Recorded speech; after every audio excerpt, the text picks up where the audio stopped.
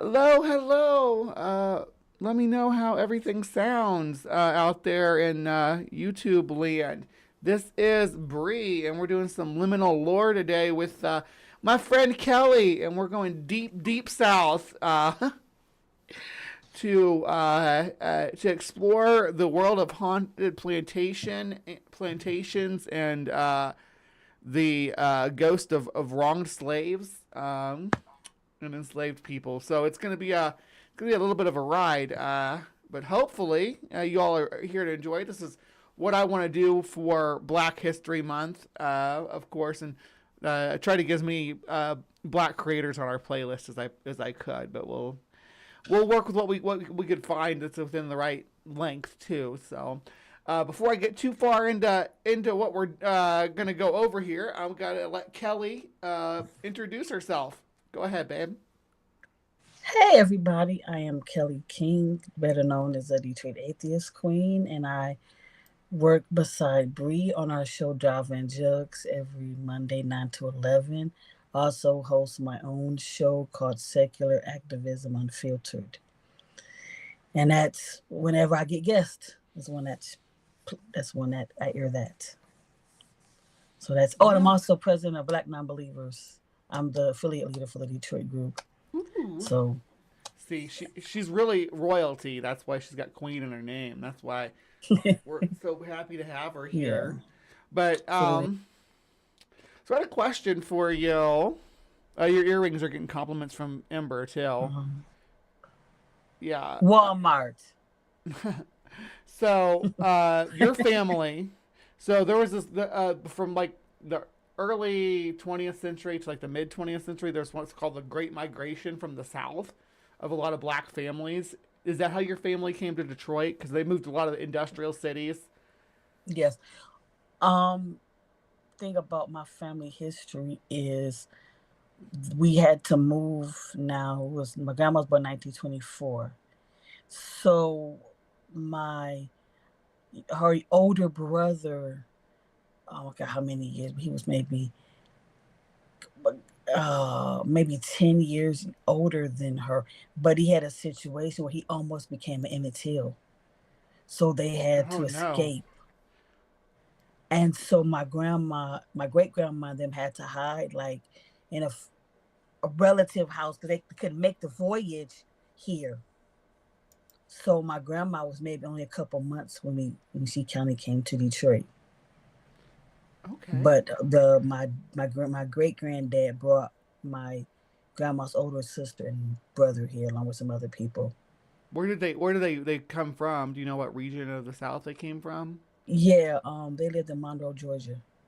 Georgia. So Yeah. one of the places we're looking at in Georgia. The other three are all in Louisiana, but there's a Okay.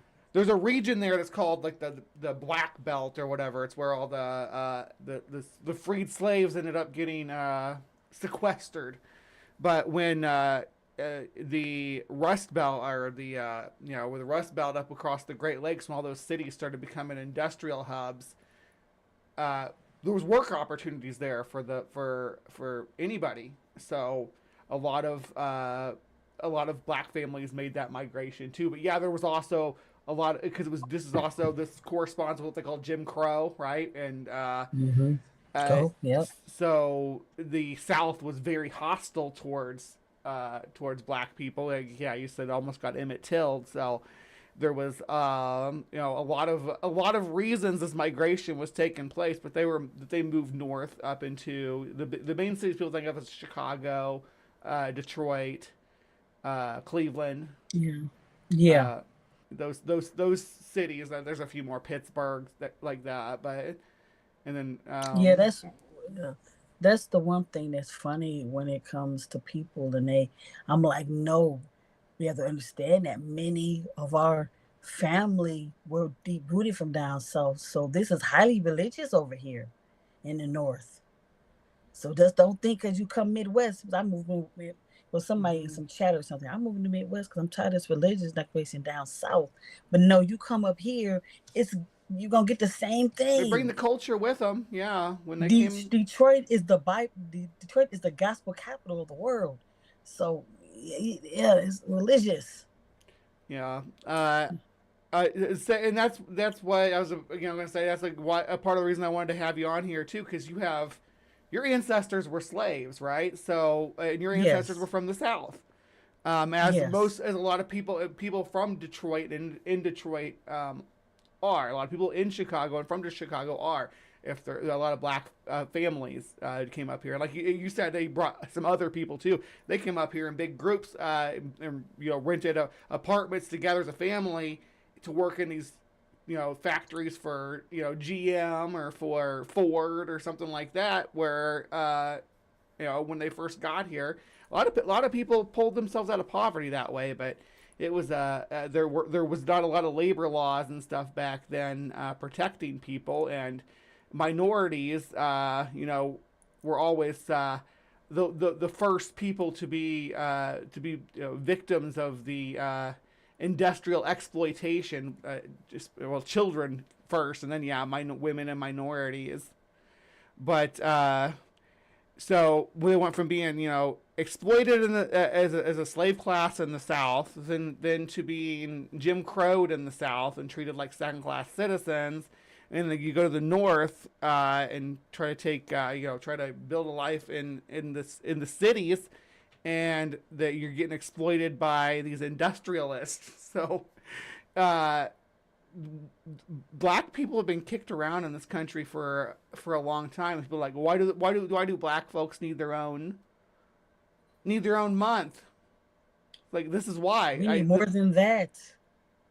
Yeah, just doing a preamble to a show about ghosts and slaves and stuff. I'm having to lay out all this history about how terrible these people were treated because this culture is still there. The hoodoo culture is big, which is the spirituality from the deep south. There's not just Christian hoodoo. I love hoodoo Yeah. aesthetic. But in Chicago and Detroit, St. Louis, those cities have a strong presence of hoodoo from those families that move north because they bring that tradition with them, and voodoo too. But it's Yeah. calling on the spirits of your ancestors. Specifically, hoodoo is calling on your slave ancestors, your Yeah. oppressed ancestors. My best friend is from Louise. She's from Baton Rouge, Freeport, as a matter of fact. And so, yes, some of her family are strong with the voodoo and stuff like that and the different Yeah. magic and things that they do. But yeah, and it's like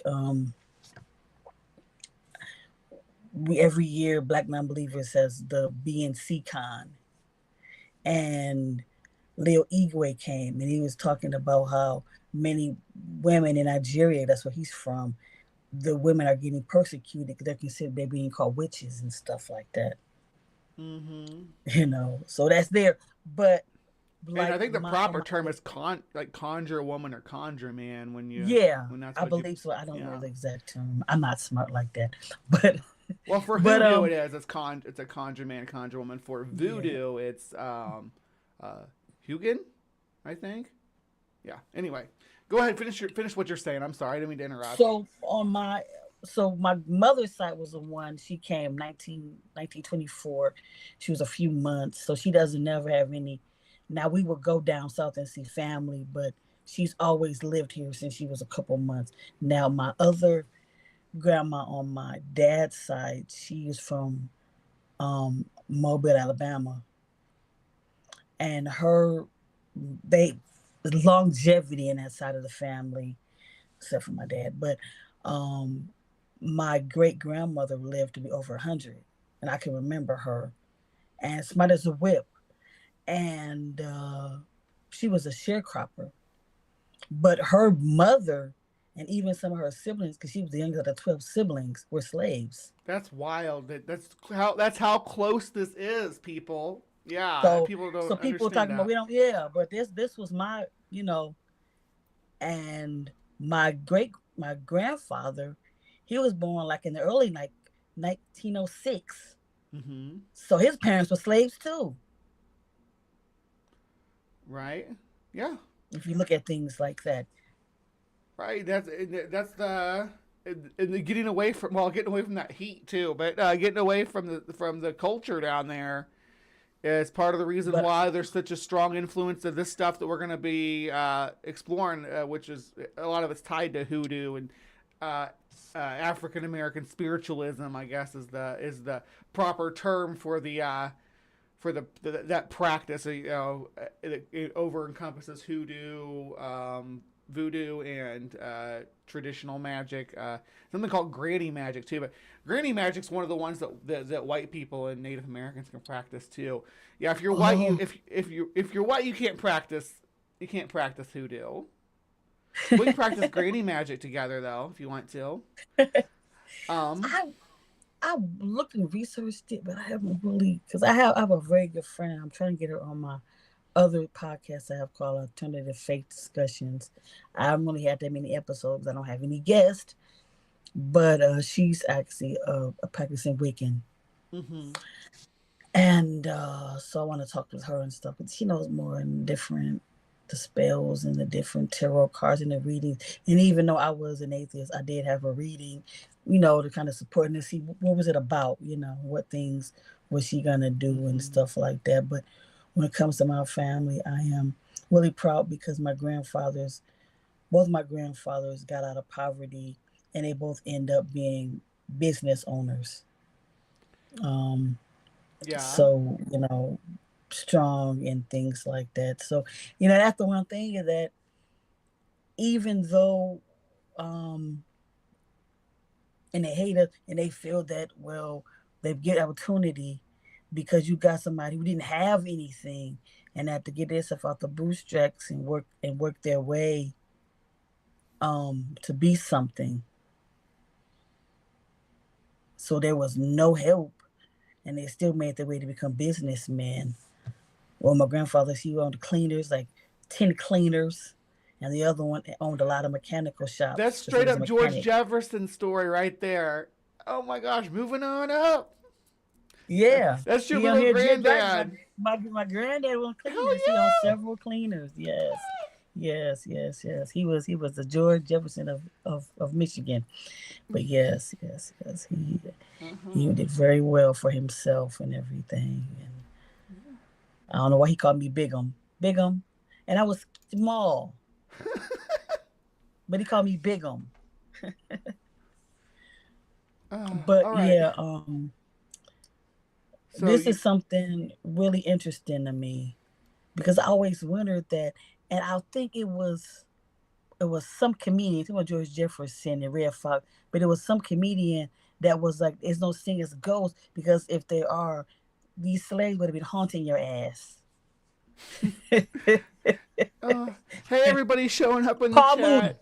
Paul Mooney, that's what it was, I Paul guess Mooney. let's say hi to everybody real quick. So we Hey, got who do we got let's see out who's here? out here. Theo was here bright and early. Then we had Ember. Aunt Jura's here. This bug bot. Defluke, hello, sweetie. We don't got a lot of people here yet, but this is the first time we've done anything in this time slot before. But we got Our Hell's Miranda, Bells. Hell's Bells, Native Atheist, Tori Swansinger. Hi, everybody.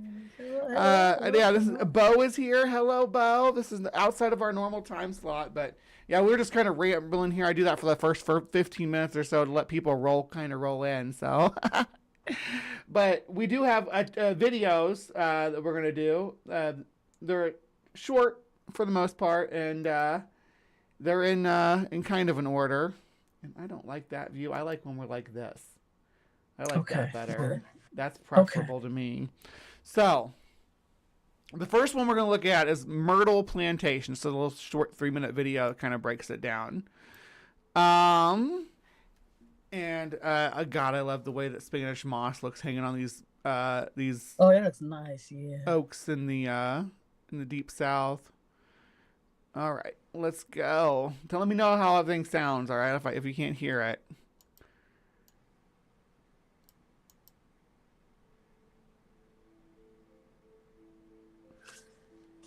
The Myrtles Plantation, nestled in the heart of St. Francisville, Louisiana, is a historic antebellum mansion renowned for its beauty and eerie legends. Built in 1796 by General David Bradford, a figure fleeing justice for his involvement in the Whiskey Rebellion, the plantation has witnessed over 2 centuries of tumultuous history and ghostly tales. Originally named Laurel Grove, the plantation changed hands after Bradford's death, coming into the possession of his son-in-law, Clark Woodruff. Under his ownership, the plantation's most famous legend took root. According to lore, a slave named Chloe, who had been caught eavesdropping, had her ear cut off as punishment. Seeking revenge. Could you just do that kind of stuff to another human? How did I mean, I don't know if this is lore, but like, could you imagine just being able to, like, oh, you were eavesdropping and cut someone's fucking ear off? That's like the rest of their life, no ear. Or listening to something that you didn't want them to. Or hearing something. That's sad. It's a fact. That people have no compassion. They don't give a damn about nobody else. Isn't that so cruel? Yeah, but, I don't know. Chloe poisoned a birthday cake intended for Woodruff's daughters, killing them and their mother, Sarah. Discovered and she poisoned the birthday cake instead of making it with her poop like they did in the movie The Help. But eat my shit. That's such a good movie. I know. She stole every scene she was in too. I know she really does. Yeah, man, she's amazing. Killing them and their mother, Sarah. Discovered and executed by fellow I'll be slaves. honest. Chloe's. That's one thing about me. Don't have me being in the kitchen because y'all all be dead. Right? For real. Be a slave. People they cannot test for arsenic. Every guy that's out there saying, "Oh, repeal the 19th Amendment. Repeal the 19th Amendment." It's like, oh, so you want to go back to where we poison you? Okay, that's how we're gonna do it. Yeah. I don't know if you watch what's her name? Every time I do this, I always forget people's names. But she does Dark History. And she talked about how they was putting it looked like lipstick, but it really wasn't, so that men wouldn't know. I'm not I'm a big fan of this podcast. But I'm not remembering her name right now. But she talks about Dark History, how this woman and how this woman manufactured this different kind of it looked like a makeup line, but it really wasn't. So men would not know that's what they were trying to do. Yeah. Till a woman told on her. So did poisoning that family turn her into a zombie or something? Because she all covered in blood and has zombie eyes. I mean, she looks hot as fuck, but I'm like eyes and green eyes are kind of like, ooh. Hey, mommy. Yeah, I wonder. Spirit is said to haunt the plantation. Oh, this is the ghost. Okay, why would? With a green turban that's a hot ass covering her ghost. severed ear. Yeah, she can come haunt me. See, Aunt Jer says, when no-fault divorce came about, poisoning of men decreased, right? It was for you, fellas. That's the thing. Exactly. We were thinking about you. Yeah. We were tired of having to, cover up your murders. So, you're welcome. Yeah. Visitors and staff at the Myrtles plantation report numerous supernatural occurrences, adding to its haunted reputation. Phantom footsteps echo through the halls. Mysterious handprints appear on mirrors, and the eerie sound of a piano playing by itself fills the night. That's a fun and easy way to play a ghost prank on somebody, too. Put out your hand on the mirror, and then, especially within the bathroom or something, because then as soon as the bathroom steams up, the handprint will appear. You can actually write stuff on the mirror that they can't see until the handprint appears, or until the room fogs up, too. You can do it on a window as well. Did you ever go in the bathroom and do the Bloody Mary? Bloody Mary, yes. Bloody Mary. What you say? Bloody Mary. Nothing happened, man, because nothing happened. Yeah. You said, Bloody Mary, I have your baby, and I've said Bloody Mary, and yeah. And nothing happened. Candyman. I'm like, why? Oh, yeah, I did that too. Yeah, you gotta try Candyman. You gotta summon Candyman and Bloody Mary at the same time and let them just like duke it out. Never worked. No, I'm still here.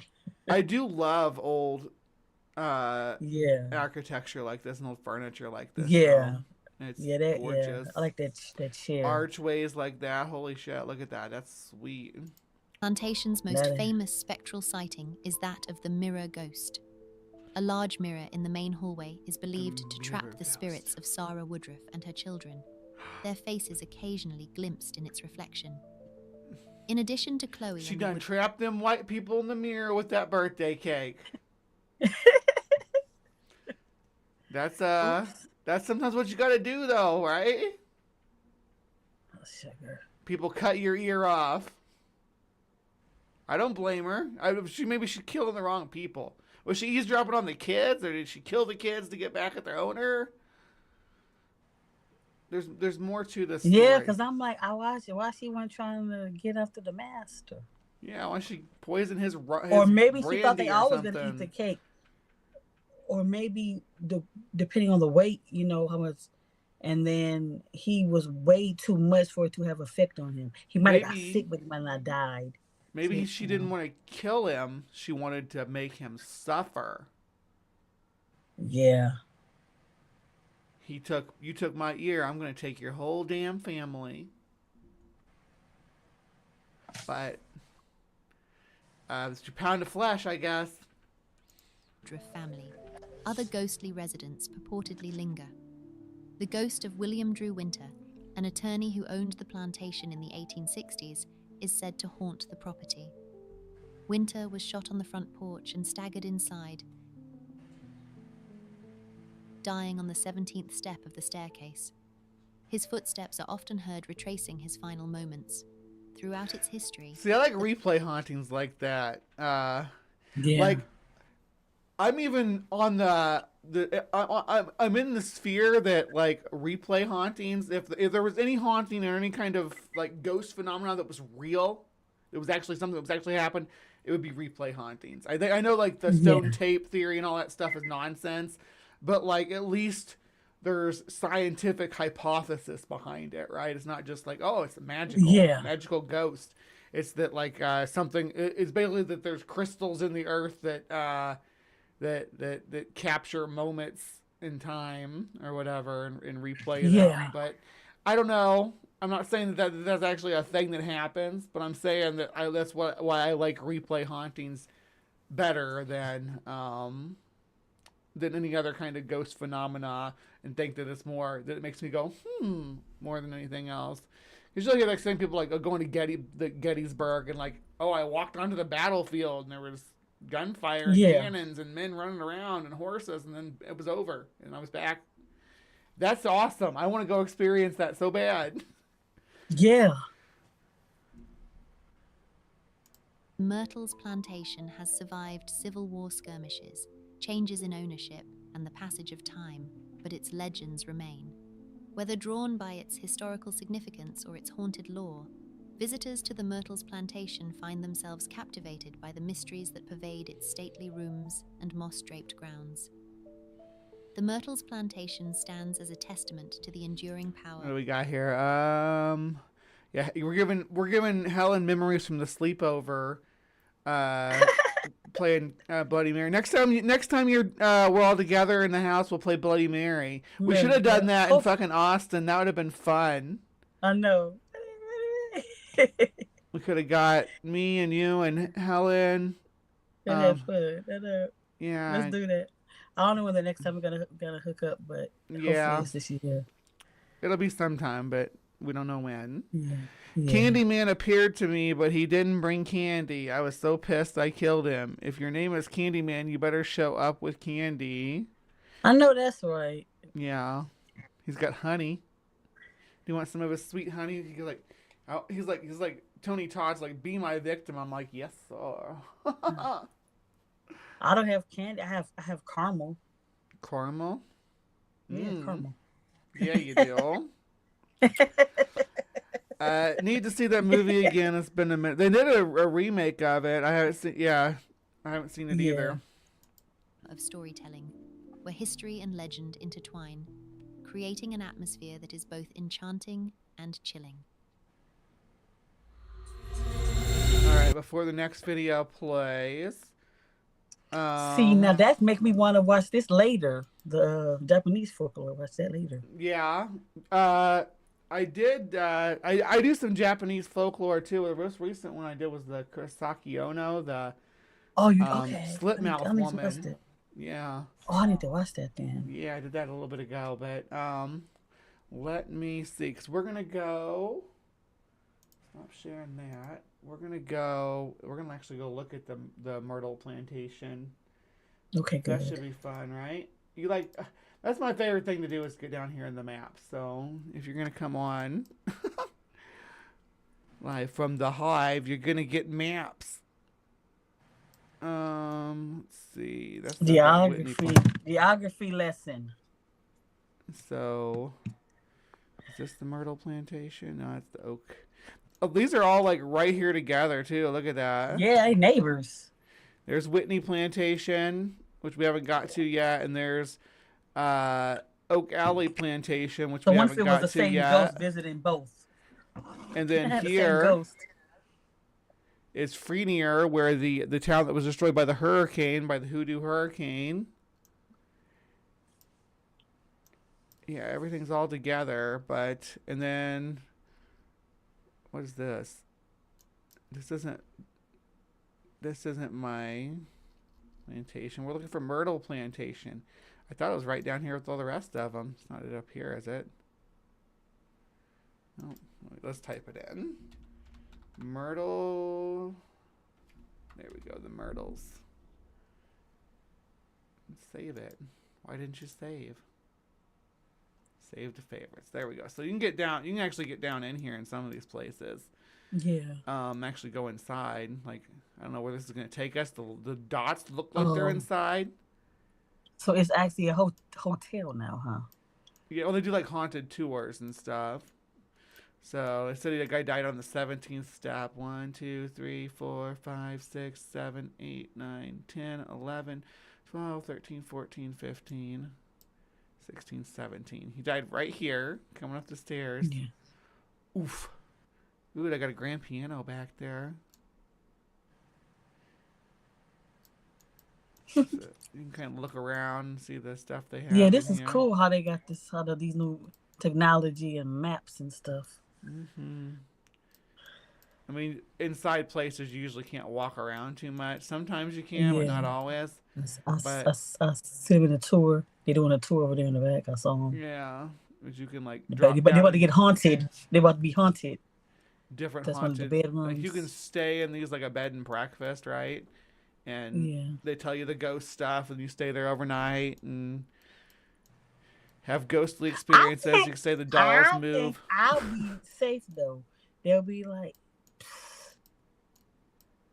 yeah. Well, if it's mess with. Yeah. They probably be nice to me. They probably be like friendly ghosts to me. Right. It'd be like, hey, get this white bitch out of here, and you have to be like, Bree, they don't want you here. You can stay, but she gotta go. Yeah. I'm like, wait, but we came together. We're friends. Wait a minute. Yeah. The home of mystery and intrigue. They serve lunch and dinner. Plantation grounds are always really pretty, but can you imagine having to tend this by hand? Like, no wonder they had so many slaves, but like these all these lawns, right? Did they mow them back then, or did they let them turn into little meadows? So I couldn't imagine mowing this with a manual lawnmower that you. Yeah, I don't see in the South. They didn't have the lawnmowers in the 1800s. Well, they had the ones that had the pusher ones, the ones that the pusher ones that took forever. Yeah. That have the little thing that spins inside of them. Yeah, that weren't very effective. Or you had the cotton fields. Or you had the whatever sugar. The reaper things, but like. Did we work? Yeah. You got acres and acres of lawn And you know them rich people want to be playing golf and croquet and stuff on them lawns.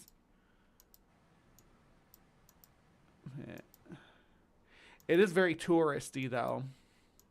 Yeah, it is. And get out here to the... Oh, I didn't mean to go all the way to the gas station. I was trying to come back out to the sign. This looks like a horror film gas station. It does, doesn't it? It's like, oh, you're staying at the old Myrtle place, huh?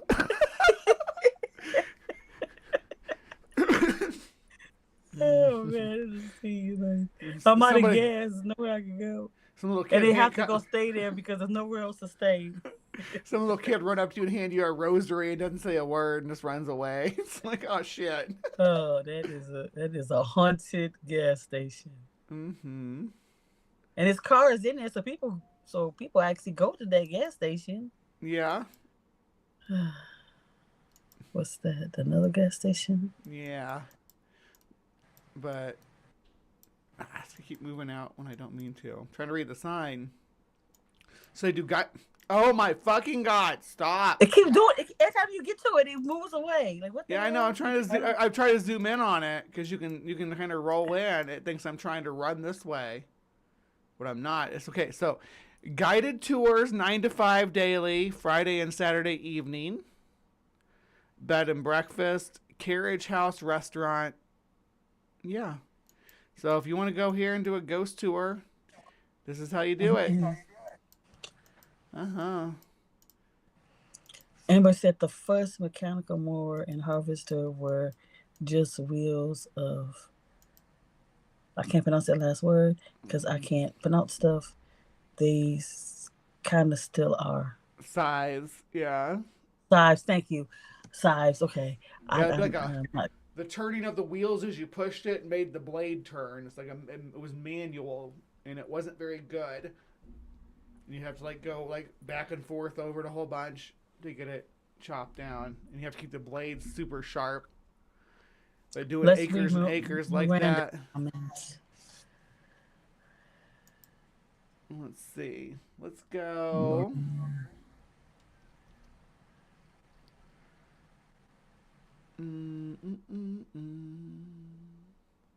Okay, here we go. So we're gonna read.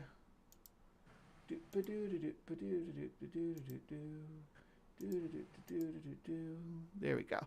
So the Myrtles has long been promoted as a ghost tourism site based around the plantation's many legends and ghost stories. One of the first accounts of the plantation's haunted presence was noted in 1948 in Clarence John Laughlin's book Ghost Along Mississippi. The place in the lore of Mississippi's haunted sites was cemented with the Louisiana Department of Commerce and Industry 1960s publication Louisiana Plantation Homes, which claimed that the Myrtles is popularly reputed to have at least one ghost. The Myrtles' early alignment with ghost tourism resulted in it being heavily marketed, resulting in it having more entries in guidebooks of ghost hunting and haunted places than do other plantations. In the 1980s, the Myrtles Plantation was named America's most haunted house by National Enquirer. So this place has some clout. Yeah, National Enquirer. Mm-hmm. Nothing like a nice. So let's see. In 2000. Never mind. Use that far. Okay, I was trying to read. Okay, go ahead. I was gonna hop down here, but it's talking about the ghost.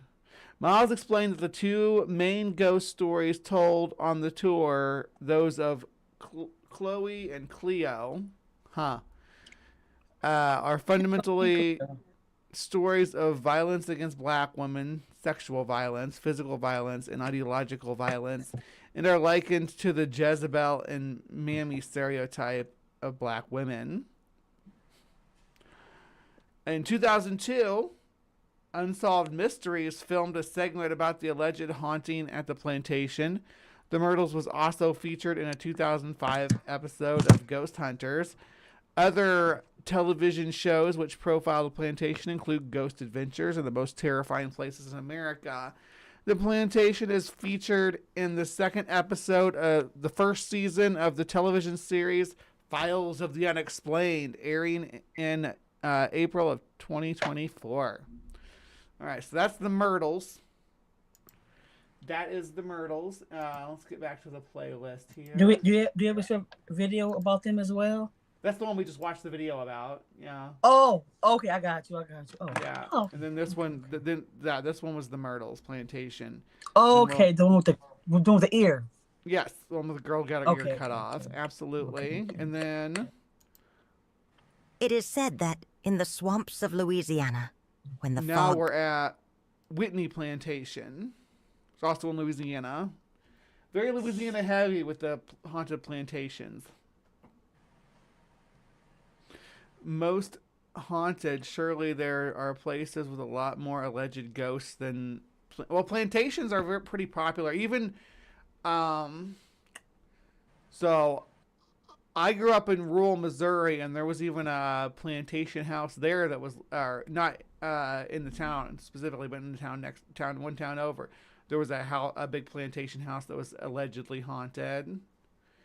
They call it the doctor's house, but yeah, plantations are popular for ghost stories. Ghost Adventures is my favorite. Bro Dude's Ghost Hunting, it's the best. Yeah. So you gonna mop my floor next? So you mopping floors? You gonna mop my floor next? my floor need mopping too. Yeah. Here I am with Bree that I'm mopping floors. You can come mop here if you want. Where is the Myrtles Plantation? It was in we just looked at it. It's in Louisiana. Louisiana. What part of Louisiana was it in? It is in... Got the address here. Hold on.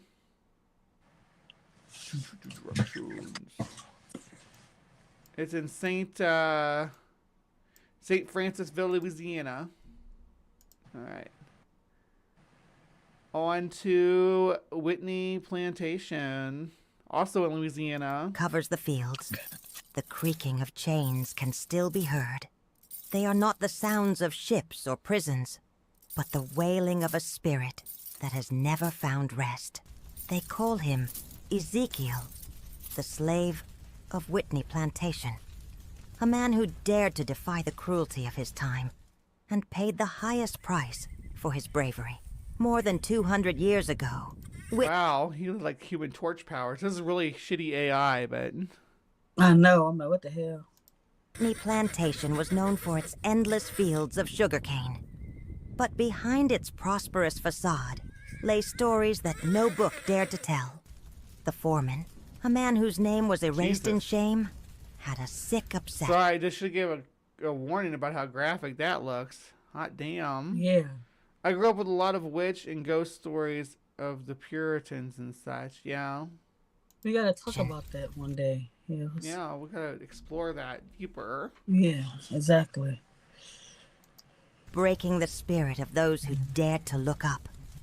And Ezekiel, tall and strong as an oak, never bowed his head.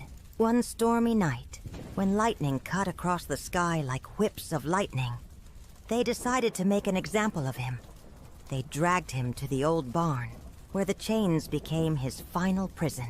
The flames began small, like fiery serpents dancing through the straw. But they soon grew into an inferno that consumed everything in its path. Ezekiel's cry, the former slaves say, wasn't one of pain. It was a promise. From then on, the barn became a place without God's blessing. Bro became like Ghost Rider. Look at that. I got some chains and, you know. And he's on fire. Is the ghost on fire? That'd be crazy. That's what I'm trying to, yeah. A flaming ghost. So he ended up putting the plantation on fire and then he died from the same fire? Well, let's find out.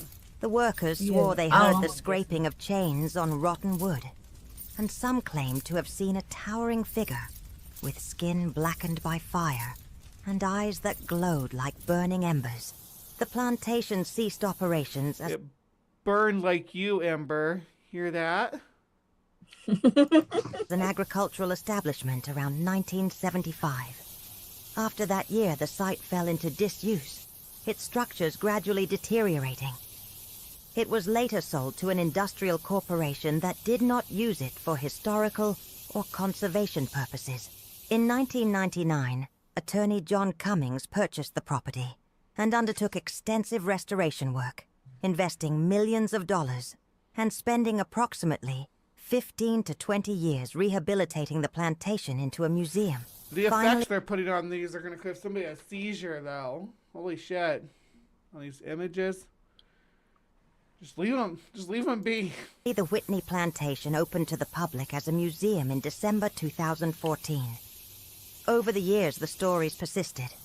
Curious visitors who venture near the old barn always report the same experience.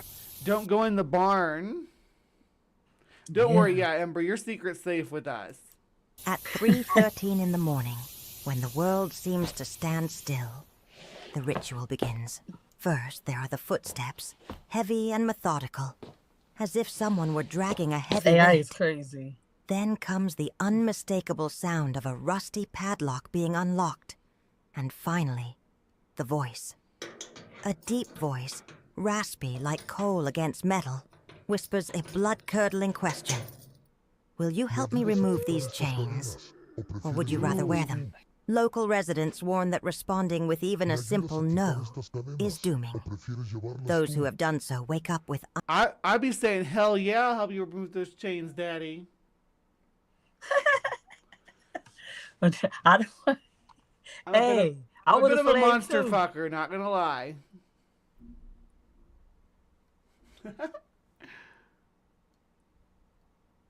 iron marks on their wrists, a permanent reminder of their encounter. But the He's an aggressive Dom. most disturbing thing isn't the pain or the scars. It's knowing that Ezekiel isn't seeking revenge against the living. What he's seeking is something deeper, more human. Companionship in his eternal damnation. So if your steps ever lead you to the swamps of Louisiana, and you find an old barn with fire marks on its walls, remember these words. Don't enter, don't listen, and most of all, don't answer. Why does he want my soul? He want my soul. I don't. Does he I have... don't have one. I don't... Pit Yeah. of darkness.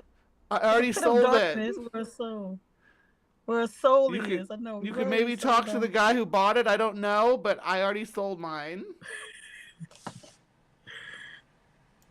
Hear your name called in the dark, because Ezekiel is still waiting, and the chains he drags have room for one more. If you enjoyed this story, don't forget to leave a like and subscribe for more stories about the hidden mysteries of our history. And remember, Did the barn some burn? chains are heavier than iron. That's what and it some seems fires like when I never bought. go out. So is the barn still... Would we you can go... dare to visit the Whitney Plantation barn? Yes. Let me know in the comments, but be careful not to let it get too late until 3:13 a.m. Because at that time, Ezekiel reads every answer. Don't forget to hit the bell and subscribe. And tell me... Oh, dang. Ezekiel's going to be reading our comments. Was he like the girl in the ring or something? I You guess. send the letter in 7 days or something like 7 that? days until you... Shall I eat your soul? So the Myrtles is further north than the rest of them, but they're all right here. You could go on a full tour of all this ghostly shit in Louisiana. Look at that. Hold on. I guess you can't look at that because I'm not sharing that screen. It doesn't switch over on its own. I don't know why I say bigger than you. I know we're the same size. Maybe because you're further back. Because you have that nice equipment and I don't. Nice Okay. equipment. Yeah, then I have a little tablet up here for now. Oh, I Till thought I'm you were talking able about this. to- I was like, girl, you got some nice equipment. Yeah, a little something, you know. Hot damn. Girl. Oh. That's why I thought you were going to get demonetized now. Sorry, yo. Yeah.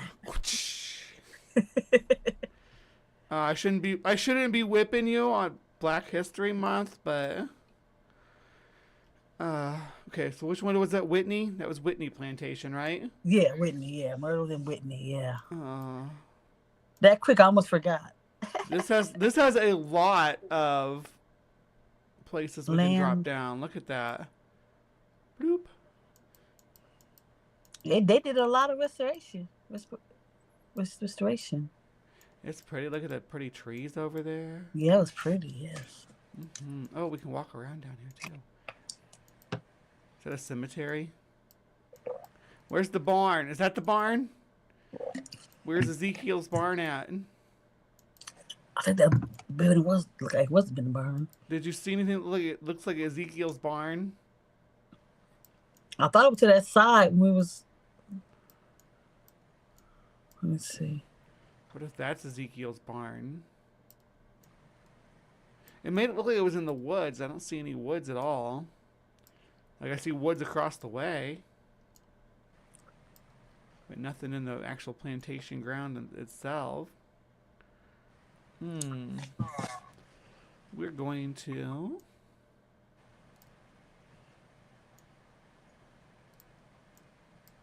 We're going to go explore it. What's that? Is that it? That could be it, right? Or that's one of the slave quarters. It does look like a Yeah, that's slave's a slave quarter. quarters. Yeah. Oh my gosh, they still have the... Well, I don't know if they still have. That's probably a restoration piece. Could you imagine sleeping on fucking ropes like that with a blanket? Holy shit. I heard they had some of them had to sleep with like the corn hooks. When you do the corn, that's how they slept with that. That was their bed. Yeah. Oh, hold on. I want to go back over to that one. Yeah, like my daughter, she many times when you do go down south and you stay somewhere, they have remodeled some of the slave quarters and they have to rent them out now. Yeah? Yeah. Live like a slave for a day, huh? Yeah. Well, no, it's people like live there, like, yeah, like they remodel them so they can rent them out so they can make money. Oh, So like, they rent them out. it's not just like a experiential thing. People actually be living up in there. Like, I need to live in this place. Live up there, yes. Because, like, there's 2 beds here. Like, so there'd be 2 slaves. Maybe. Yeah. They make them share a Yeah. bed. And then That could be possible. these 2 would be, like, sharing this table and fire, though. As part of their... But they didn't do any of it. They only did the plantation house. They didn't even work on the slave quarters. Just kind of leave them how they are. What else do we got? Let's see over here. Let's see what this is over here. This is more of the, yeah. Oh, here's another little old shack. Look at that. And it's still got some of that sugar cane around. Sugar cane? Yeah, sugar cane, yeah. So Sugar cane I wish we go inside that. Oh, you can. Okay. Yes, you can. Look at that. You can. Now the way this looks is this might have been like a communal one kitchen. of the higher up slave quarter, like one of the ones that was like the real important ones. I was thinking that maybe this was like the communal kitchen where all the slaves cooked their meals and stuff. Maybe even where they cooked the meals for the family inside the house, because that explains why it's so close to the big house. We don't want to in our house. Yeah, so they cook out here and they bring it up to the house over here. I'm assuming that's the house. Let me see. Yeah, this seems like it's the main house. This, I don't know. I don't know which one's the main house. Let's see. You can't really get... Okay, so this... No, that's not that. I think that was the main house. That doesn't even look like it's part of this. Okay. No. That's like a storage shed or something. Why they got that labeled as the plantation for? Me. That's like maybe that's like the office for the people who run it, and like they put up a building. Now. So yeah, I'm thinking that maybe this was the main plantation house, and this was where they cooked at, and these were all these buildings right here are like slave quarters. This one, this one, this one, and this one. Maybe not this one. But all these little ones are for sure, right? And you can Yeah. drop down and look at them. So if you're over on Google Maps, you can come out here and do this too and drop down and look into these places. Like, was this the same Is that the one? same one you looked at That's before? the same Oh one no, I this was is looking at. It was the same one. okay. I want to look at a different one now. I want to look at this one down here. Yeah. Because, it still looks the same. Maybe is that a different one? Because I'm dropping down in a I different thought it was place. the same one. Yeah. So I thought I was dropping down up here and then dropping down here, but then when I get inside, it looks the same. Ooh, that's the big kitchen house. Okay. So that's the big kitchen house. And then we got our little dude, and we're going to drop him down. Let's see. Right here. So we can kind of look at him from the outside. So I got him like lined up. I wonder how many slaves lived here.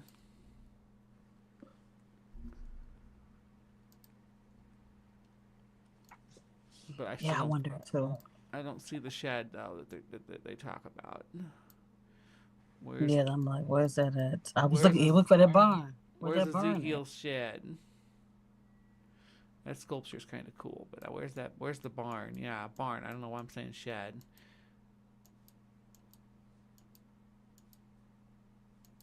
There's lots of big, like, fancy art pieces, but I'm looking for a rundown barn. If your story is not a bunch of BS, which is I'm starting to seem like it might be the case. Oh well, we're on a time limit. Ezekiel, where are you? We're trying to find you, Ezekiel. Where you at, Ezekiel? We need you. Come out, wherever you are. I summon Ezekiel. Ezekiel, I choose you. What is that right there? The little red thing. Go back. That right That's there. I can't get down there though. I can't get down anywhere over here. That's anything past this road right here. There's no drop. Oh, they probably making sure we ain't gonna get to Ezekiel barn. Yeah, maybe Ezekiel's back in these woods. Nope. These aren't even woods. These are just those spirit oaks or whatever. Ooh, cool. I like that. What the heck? Is that a goblin? Okay. Oh no, it's a statue. But it looks like a goblin from this angle. All right, let's get back to the videos because we got one more plantation to visit before we hit up Lake Lanier. So we're going to go. Here we go. All right, so we'll do Amy. I don't know who Amy is. She's gonna tell us about this haunted plantation, though. Hi guys, so today we're going to Oak Alley Plantation in Louisiana. This plantation is really cool because unlike the other plantations that I've researched, it acknowledges that they did have slaves and they even have a slave database, which is really interesting. This plantation was built in 1839 by a man named Jacques Roman. Well, his slaves built it, but it's absolutely... Well, it looks Roman. Very Roman. Yeah, built by slave labor, absolutely. Without a doubt. Beautiful. He made his fortune in the sugar industry. He died of TB in 1848, and his wife took it over. He died right after the plantation. She loved to spend money, and she drove the plantation Didn't take it long. to almost bankruptcy. Her son Henry took it over, but Why you not let me pause? He did not make it thrive again. In 1866, the plantation was put up for auction, and it was bought by a man named John Armstrong. I guess a virus wiped out the sugarcane industry in the early 1900s, so the plantation had fallen into disrepair, and it was bought by Andrew and Josephine Stewart in 1925. They used it as a cattle ranch, and they restored the plantation to its former glory. When Josephine died in 1972, she left the plantation to the Oak Alley Foundation, and now it's a historic bed and breakfast. There were even a few movies filmed there, like Interview with a Vampire in Netherworld, which is pretty cool. Oh, I for think. real? Yeah, it's the house where Louis and Lestat live at the beginning of the movie. It's the one with all the I love all that. the Spanish moss oak trees over the walkway, and they put right up in the Oh, chariot. I Yeah, love that movie. we're gonna go look at it. Don't worry, we're gonna go look at the Oak Alley Plantation. Some of the hauntings at Oak Alley include employees that report hearing the sound of a woman crying, which could be a slave. Several people have reported seeing a tall figure, which could be Josephine Stewart. I guess she was really tall and she had really long Could be hair. like one of the hundreds of slaves who live there too. Mm-hmm. But I bet at least dozens of slaves died there, if not hundreds. Many people report seeing her. Others have reported seeing a male apparition in the kitchen area, which could be Andrew Stewart, seeing that they love the property so much.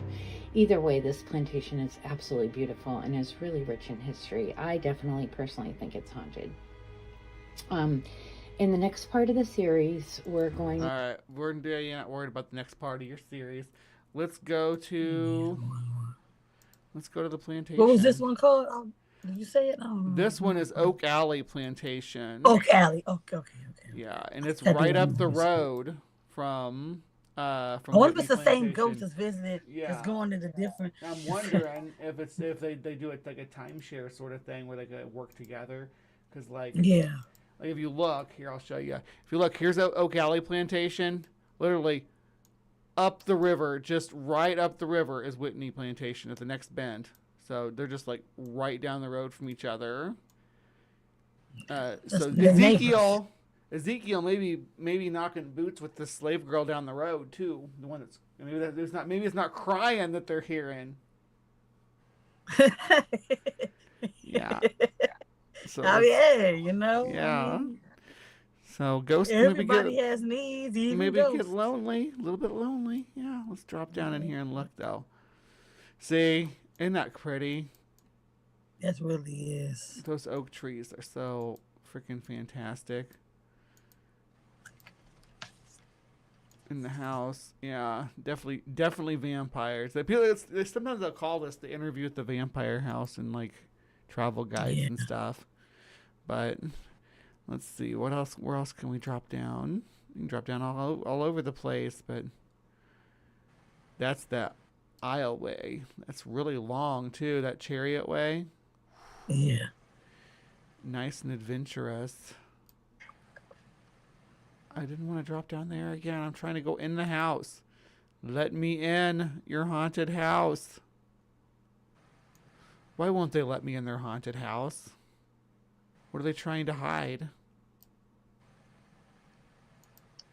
Yeah, the other one you can see all in the house. Yeah, I just want to go inside and poke my nose around. What's wrong with that? I was going to come visit, and now I don't want to because you won't let me peek. Jerks.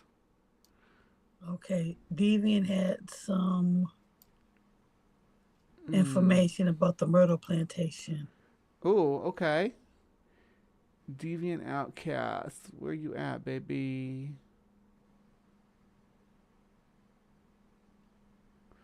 Was it not showing me live chat? I'm seeing her. There it is. Right. Sorry, it was on top chat. I don't know why Deviant doesn't show on live chat, but I'm going to see if I can't fix it on here. Because that's annoying. I don't know why it automatically goes to top chat anyway.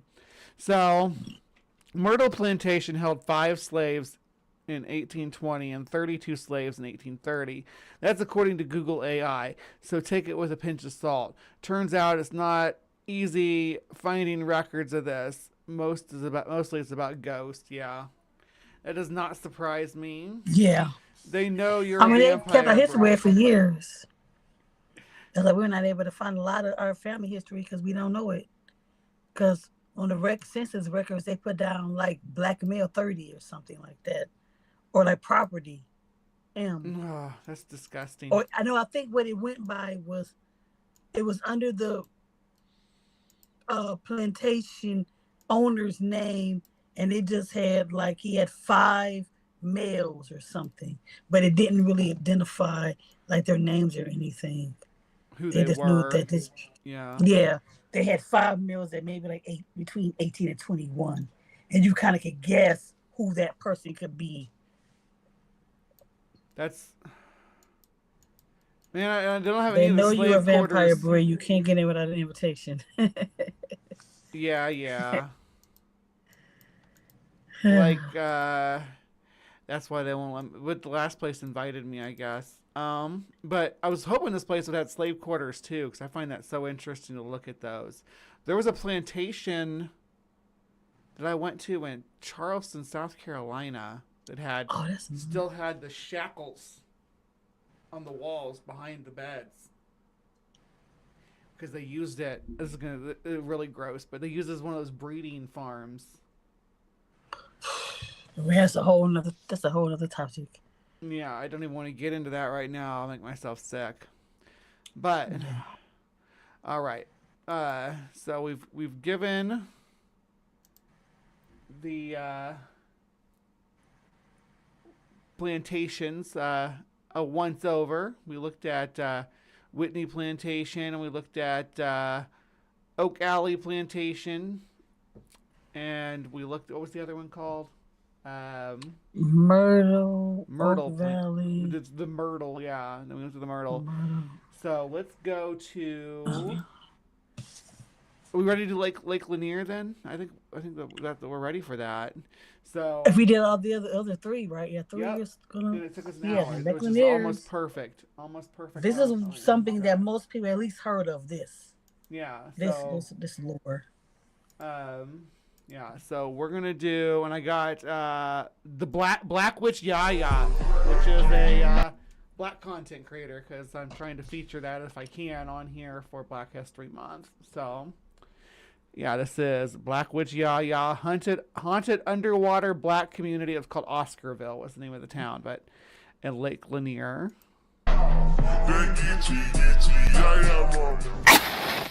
She's really pretty. She's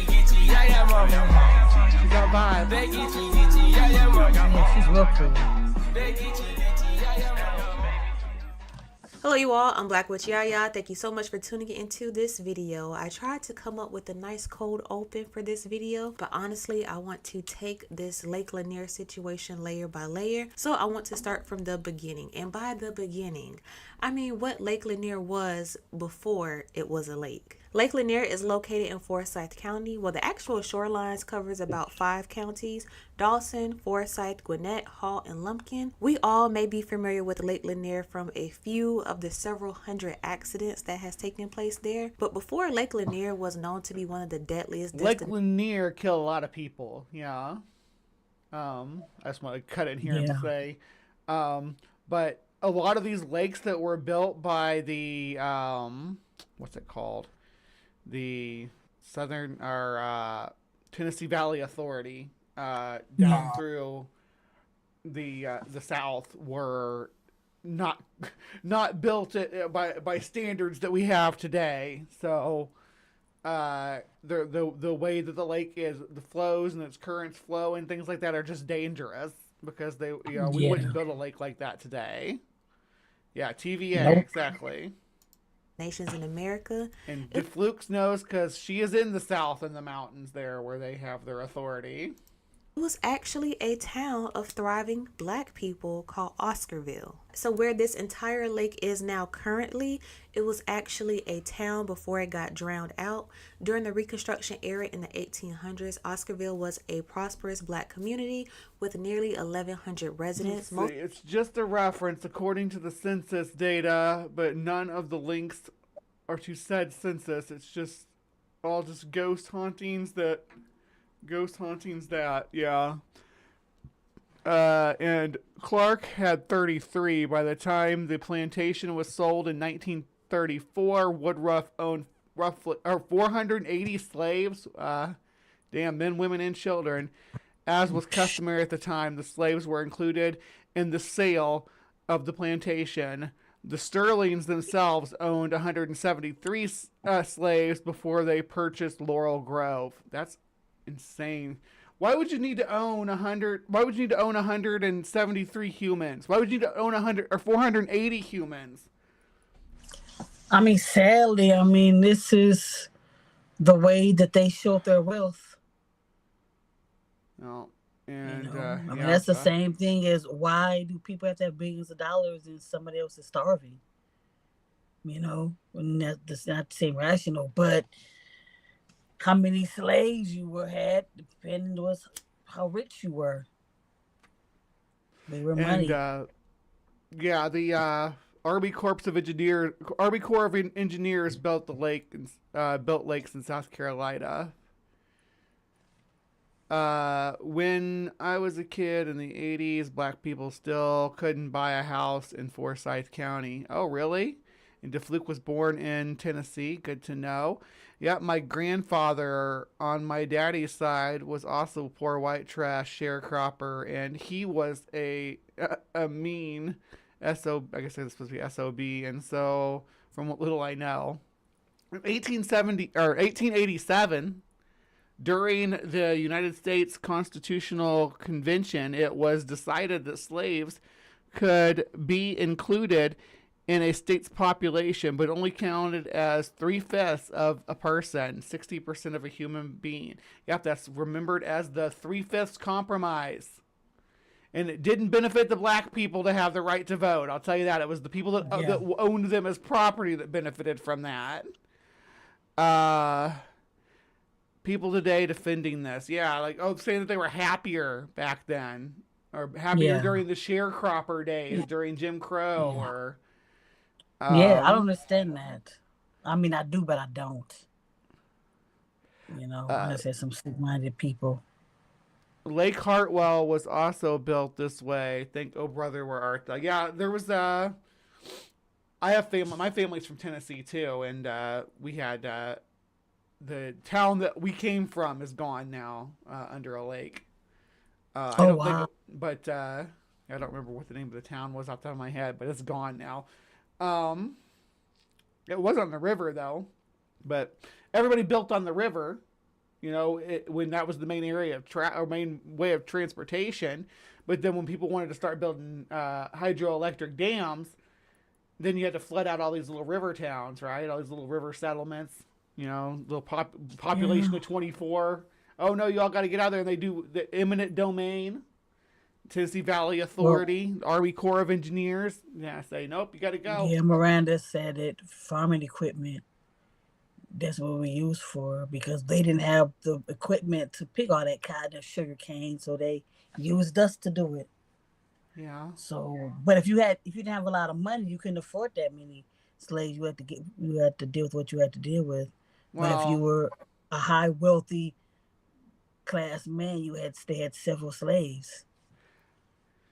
yeah. I guess the scale is always what just disgusts me about antebellum slavery. And obviously the worst part about them that I can think of at all is the breeding farms, but I can't. There's nothing I can think of worse than that. I mean, you have to think of that many of the slave owners were going in essaying the women and then Mm-hmm. treating their kids like S2, like, you know. Yeah, So you are this is your own child, and you sell them to a cost, and you sell your child yeah. That's to your own another blood. person. Yeah, you created Yeah, that like they child. don't like they didn't mean nothing, but you thought the mother wasn't anything less than. You're And free. even though like this was like the sharecropper, great grandma was a sharecropper, but the plantation owner attacked her. That's how my grandma came to be. Maya says you're forgetting that they didn't consider slaves to be human. Yeah, that's. No, we're not. No, we were not. No. And you didn't Some feel people still pain. don't. Some people still don't consider us human. That's why it was okay to send you all out to work in the hot, like blistering sun and humidity in the heat of in the middle of the day, because y'all didn't feel pain like the rest of like humans do, right? And that's they could whip you when you weren't obeying, and it wasn't a big deal because you don't feel pain like a real person. Yeah, I that's. I mean, this is you know middle like 2019 when I had to have surgery and stuff, and their thing was that they was like, oh well, black women don't feel pain, the white women do. That's so messed up and that stuff still holds over today, and all that was made up during Yeah, slavery to help people like come to terms with the idea of having humans as slaves. They say that black people were not smart enough to like they were happier because they were had part of civilization and they were just living in mud huts, in Africa. That's the presentation that we get, even though you can literally look and see that they had like metropolitan cities and industry and agriculture of their own for thousands of years before Europeans showed up. So it's so silly to say, oh, they were all living in as savages.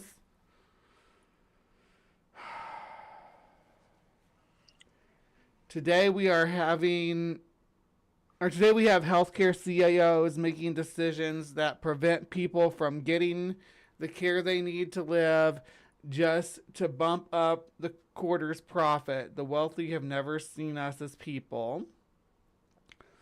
I've never heard about breeding farms, but given the context, I'm going to guess what we're talking about. We're not talking about cows. Yeah. No, we're not. And it is sick. Yeah, that's Most a of whole whom nother were free lore. after fighting in the American Civil War. 58 of those residents were landowners, and the occupations consisted of carpenters, blacksmiths, bricklayers, and farming was the top trade. Due to the fact that they had the best harvest while the rest of the state was struggling, they managed to make a decent living for themselves, creating a healthy community with churches, schools, and businesses. So even though this town was sounds very much adjacent to like Black Wall Street, a thriving little town of freedmen and their descendants. All of them. There's actually one in Detroit called Black Bottom, Chicago. Mm-hmm. All these prominent cities that you said, okay, you can't live here because you're black. So we establish our own community, and they get jealous with how prosperous we get. Yeah. Yeah, they get angry. So we're gonna destroy it. And it's always, usually the case happens is they accuse a black man of doing something to a white woman. That's always what happens. And riots. In riots. And what's sad was that a few times that was gonna happen recent when it came to the Charlie Kirk. Because they were saying that one of us came and did that to him. Right. Or a trans person or one of us, one of you or one of us. It doesn't matter which. Us, we were the one. Then you find out what black person live in Iowa. I'll tell you. Well, it was Utah was where Charlie Kirk was. But Utah. That too. The whitest, the most Mayo state on the planet. Yeah. But we don't. It's a few of us, but ain't there many. Now, we're not in no Utah. In the modern political climate, every shooter is assumed transgender until proven otherwise.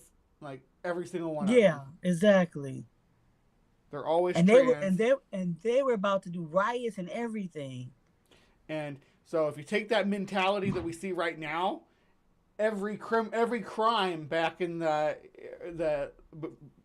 I keep calling it the Jim Crow era, but yeah, during that time period, every crime was suspected of being committed by a freed black person until proven otherwise. If something happened, but there was no proof. Yeah, if there was something that happened and there was a black people that were at the bus stop the day before, they were the ones that did it, right? I'm trying to think of which one it was. Maybe it was Rosewood, where the white woman was having an affair with a black man, and she got caught, and that's when she lied and said it was him, that he actually attacked her, but it wasn't the truth. She actually was having an affair with him.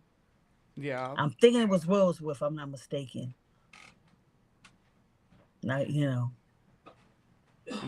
I was raised to think exactly the way those people did. Makes me sick to my stomach. I'm so glad the surrounding society were very different from what was preached for hours every day at home. Yeah. I've had problematic family members that... Yeah. Like I have family. I I'm will. not gonna try to call anybody out. I'm not gonna use this platform to call out anybody. But they use. Yeah. I have family members that use slurs just like for black people, just in casual conversation. Unfortunately. Well, I want to thank those in here that have researched and have found their way out of that toxic mindset and realizing that they were fed false information because many people don't. Yeah. I mean, I They was. they die feeling that they die believing that if you're not a white person and you're or evil monkey. You see Yeah. the president we just posted. That's a whole nother subject. Right. That's But the they still climate that we're consider pay living in United States. now. We need Black History Month. We need that. Yeah, exactly. There's no monkeys in the Lion King. Don't give me that bullshit. Or there's no apes. I mean, there's a The only monkey. one was the baboon, Yeah, but they didn't turn him into. Rafiki, and that was And it. they didn't turn him into a baboon. All right. Yeah. The community with churches, schools, and businesses. So even though this town was very prosperous, black people were doing their thing, they still had to keep one eye open. They just had a heavy fear of violence that could take place in their community. And this fear enhanced, especially after the race riots that took place in 1906. And soon that fear would manifest through several incidents. So before we get into what happened, let's talk about what's going on now. Of course, this is a black community. These are freed blacks. They're actually working, making a living for themselves, and then they have the nerve to have the best crops in the state. So, of course, who's going to get jealous? The white people, because they weren't expecting them to be as successful so quickly. They thought, who are you? Why do I have to come to you for stuff? So, of course, all this tension is going on. So, there were several incidents that happened, like I said before, and I'm getting this straight off of news1.com because I do not want to miss a detail, because this all leads to the drowning out of Oscarville. So on September 5th, 1912, a 22-year-old white woman by the name of Ellen Grice claimed two black men tried to rape her. You called it. Holy shit! You called it every time. That's you. That's the case. Yeah. It's always a black man attacks a white woman. That's what happened with Emmett Till. The same thing happened to him. And when she was about to die, she said he never even whistled at me. She was still alive last time I checked too. Oh, she died a couple years ago. Maybe like 2022 she passed. Or maybe 3. But yeah, she ended up, and on her deathbed, she said, I lied. He never even whistled at me. That little Mob boy of died. 2,000 citizens dragged naked body through the streets. Georgia is excited. Wow. I'm not going to read the rest of that because I don't want to say that word. But you want to read it? You can read it. I don't want to read it. You read better than me. Yeah. Well, like I don't know. To me, it's like I can say like. Oh, you F okay? word. I can say. I was saying because you feel uncomfortable. I was saying, Negro suspect lynched in jail. A mob of 2,000 citizens dragged naked bodies through streets. Judge is excited. Negroes flee to the country while militia hurries to the scene, fearing further trouble. Oh goodness. Yeah, like I'll say fag and stuff like that because I can say those words. But yeah, when it comes to words that anybody else has reclaimed, yeah. Yeah, just like we can call each other bees, but don't have no man call me that. Yeah, right. Like, bitch, you better read that for me. I ain't saying that word. That's different, but no, Yeah. God, don't be calling me no bitch. No, I know, I'm not your bitch. Yeah, right. But yeah, I hope you don't get demonetized for cussing. I'm actually on the fence about the R slur, which I won't say, but because a lot of like people with autism. That's what we were learned to use that word. Yeah, so it's kind of hard to try to find something else. People delayed. People with autism I don't even know what that though. Like oh, I can say that word because I have this condition or whatever. I don't know. Maybe they can. I don't know. Higher functioning autistic person. I don't know, because in the past, they probably were able to fill through the cracks and you wouldn't even know they were autistic. You know. I don't know. Her, they were unsuccessful because they were scared away by her mother. The Forsyth County Sheriff arrested 5 black men in the alleged assault. News of the attack and arrest caused quite a stir in the surrounding black communities. A vocal pastor in the area by the name of Grant Smith appealed to the sheriff to release the men. He claimed there wasn't much evidence to hold all 5 men accountable for the assault. And he also suggested that one of the men could have already been in a consensual relationship with Grice. Of course, many whites were outraged by Smith's allegations, and an angry mob beat and horsewhipped the preacher on the steps of the courthouse, nearly taking his life. So that was the first incident, and just 1 week later... What is that? So the preacher came to appeal for the men's release, and they beat him with a horsewhip.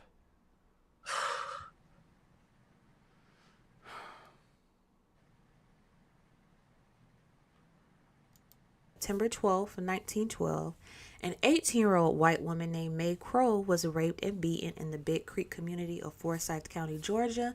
The next morning, Crow's body was found half naked, bloody, and hidden under a pile of leaves. Her skull had been bulged with stone, but she was alive and barely breathing. Searchers would allegedly find a small pocket mirror at the scene of the crime that was said to belong to Ernest Knox, a 16-year-old black boy from Cumming, Georgia. Knox was arrested at his home, then subjected to a mock lynching, which led to his forced confession for the attack on Crow. And lynching a little kid, basically. 14 years old. And I'm going to say fun fact, but it's not really a fun fact. Black people were not the only ones who dealt with this. It was a situation in California where it was... Asian Americans, and they had like a few gangs in the area, and it was a battle between the gang. Well, a white man accidentally got shot, and they did some of the same things that they've done to some black people. So research, but yeah, it's where they try to control the jealous of what the surroundings are and what these people are trying to establish. Because they're mad. Think about it. They're mad because we are no longer their slaves. Right. You used to work for me, and now you're working for yourself and outpacing me. Yeah. And that's what it boiled down to. Like, we want the system back to where it is. Yep. We know during this time, it seems that anytime a white person got hurt, especially white women, the only thing they decided to do was point the finger at the closest black person. I'll almost say something else. At the closest black person that they could find, just to put the blame on someone else and just consider them like, oh, just put the blame on them. Someone needed to be held accountable for it instead of actually doing an intense investigation to figure out what happened. As word spread on the attack on Crow and the confession by you don't want to be black and in the vicinity of a murder in the early 20th century. That's for sure.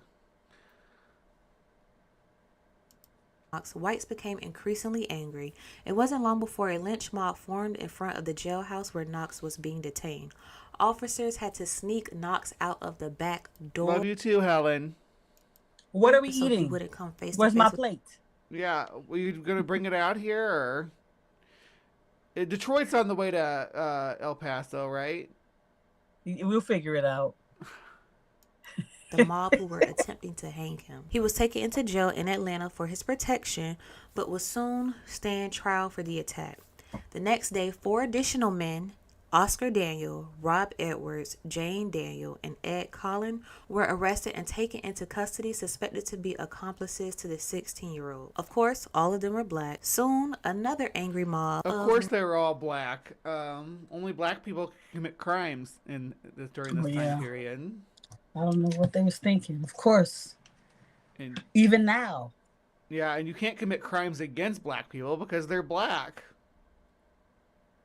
If you commit crimes against them, they'd be white. That's called begging the question.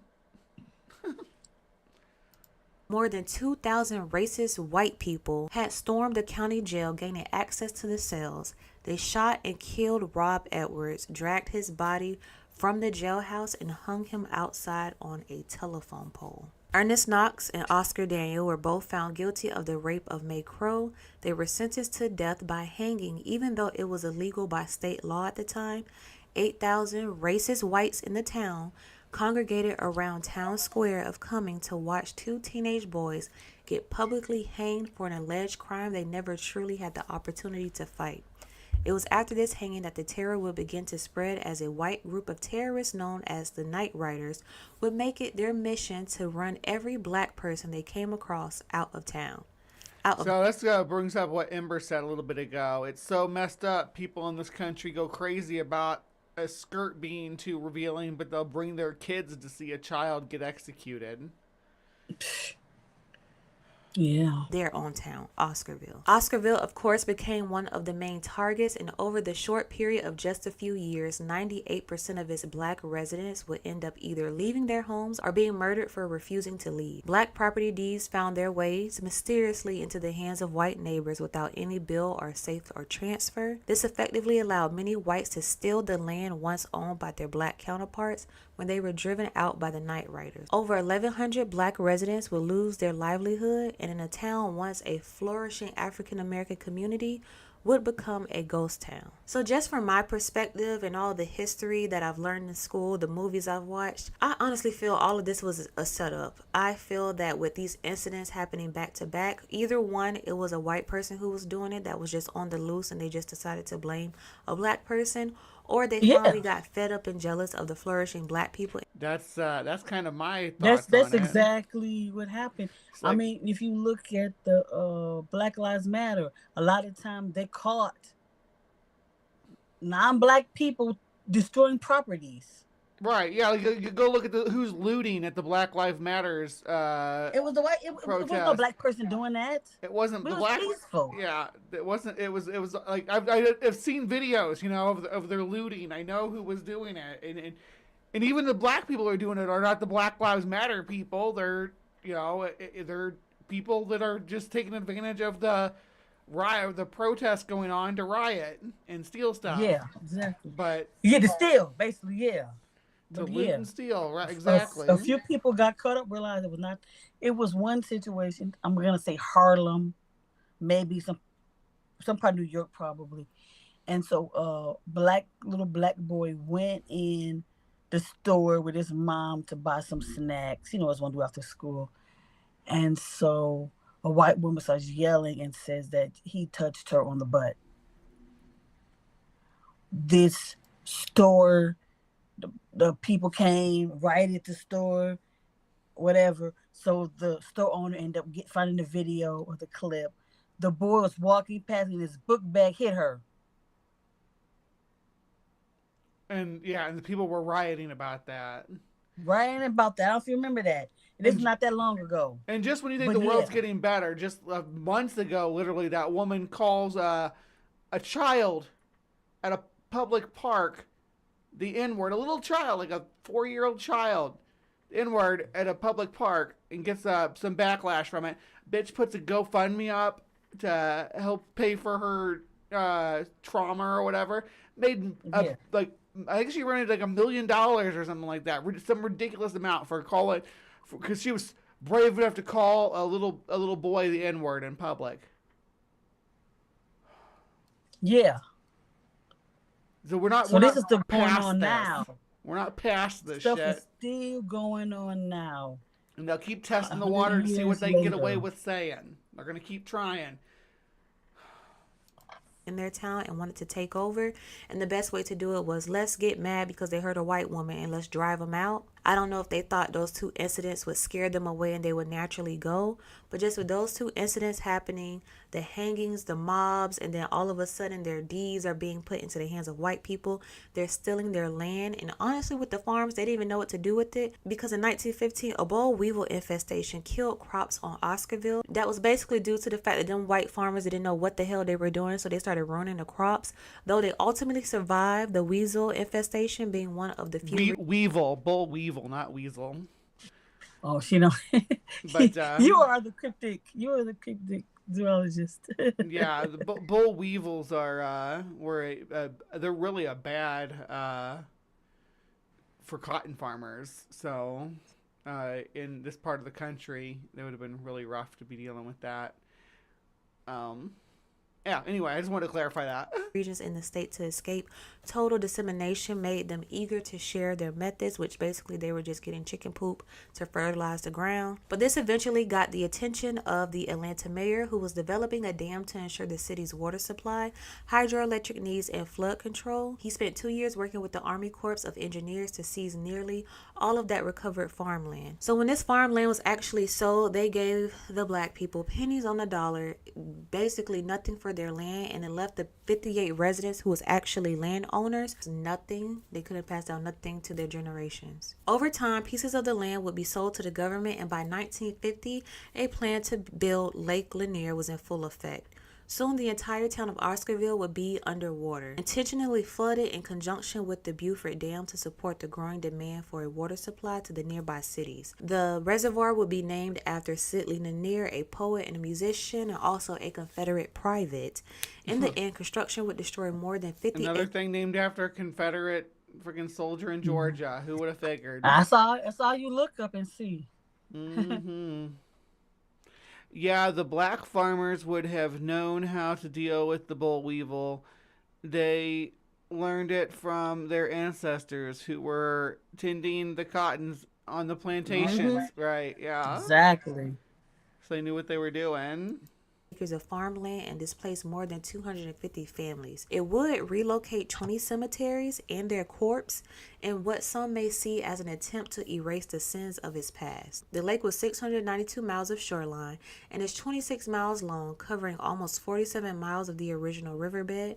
At the dam, the lake is more than 200 feet deep. And just to add emphasis on how deep this water is, there are trees that are underneath this lake that stand over 60 feet tall. Lake Lanier is considered full when it's at its peak at 1,071 feet above sea level. The current lake level normally rises during the winter and early spring and falls during the hot summer months. So after the black population was drove out of Oscarville, the community maintained a white-only policy far into the 1980s to convey a sense of how committed Forsyth County. Look at these people. These are these people. Some of these people are still alive today. You know. Yeah. Or that there's somebody's parents or somebody's grandparents. This is the way that they're going to look at you MAGA folks 50 years down the road. Just so you know. Just be prepared, MAGA people. This is the way. Well, the MAGA people, they related. That's their family. This is MAGA, right? Yeah, before MAGA was MAGA. This was MAGA. Yeah. Yeah, this the same people. Mm-hmm. The Confederate from the Civil War. The Civil War and the Confederate side. Now they MAGA. Flooding a black town and then naming the lake after a Confederate soldier. That's not sending a message. Residents were to racial purity. In the 1950s and 60s, there were no colored drinking fountains. There were no whites-only restaurants. There were no inhabitants to segregate in the county, and spaces were solely open to white residents. National civil rights activities organized the Brotherhood March in 1987, which drew a considerable number of people from outside the county. They were quickly overwhelmed by crowds of rock-throwing rioters yelling racial slurs. So now we know about Oscarville, what happened to Oscarville. Of course, white people running amok. So this is where some of the eerie history comes into play. I want to pause right here. So we have a town that was filled with flourishing black people making their own, being landowners, getting their footing in the world after being freed. Then you have the white people being jealous, hatred, and just flat out racist, demonic creatures. I'm talking about these people that just destroyed their livelihoods. She had to clarify she wasn't not all white people, but always a white person. Yeah. That's not all men. Where was Tina Marshall? She said sparse. The allies are called the spicy whites. Yeah, that's those what allies. The spicy whites. Cynthia was just saying that on Joe's earlier. Yeah, spicy whites. Cynthia, so that's what Tina always says. Mm-hmm. I'll be a spicy white. Don't give me spicy food though, because I have a very white stomach. So hey, you're gonna have to hear me. Yeah. Hey, actually, I do too. Yeah. Yeah, I can't eat nothing spicy too much. People talk about white people food. It's like, I wish I didn't have to eat white people food.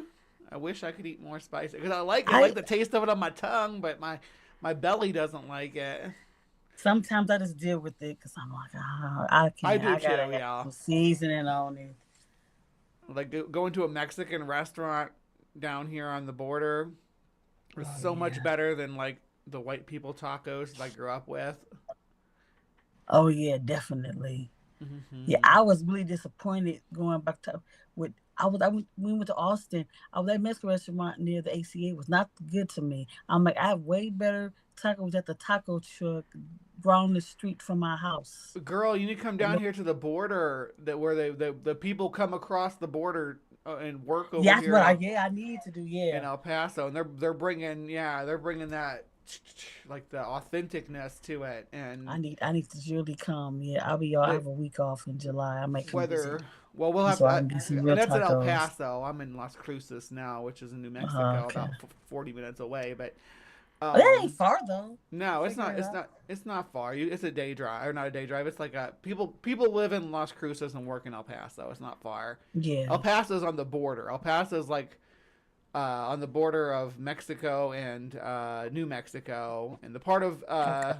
the part of El Paso that's in New Mexico is called Sunland Park, and the part of El Paso that's in Mexico is not. It's actually bigger. It's Juarez, but Juarez is like way bigger than El Paso or Sunland Park. Uh, it's got like 2 million people.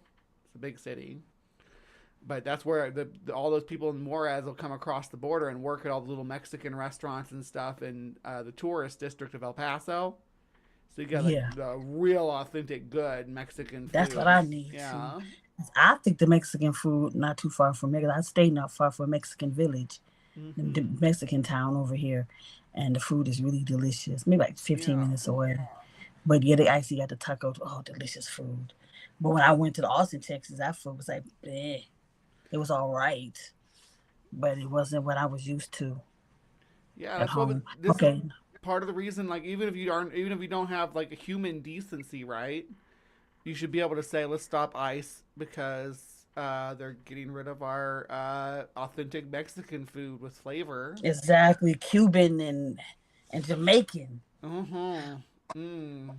Food, I the food with the love flavor. I love Cuban food. I love Yes. Oh, plantains. Oh, yes. Jamaican food with.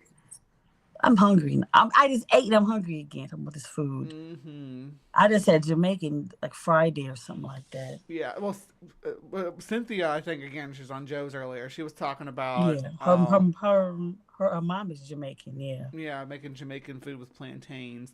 A lot of people think plantains are like it's like a banana. It's more like no, it's like a whole other category. It's closer to what I consider like a potato with how you use it in cooking and stuff. And Yeah. with My mind is blank, but there's a dish, mm, a Puerto Rican dish, and they use the unripe um plantains. I usually do mine with the sweet and the regular, the unripe ones, and it gives it a nice flavor.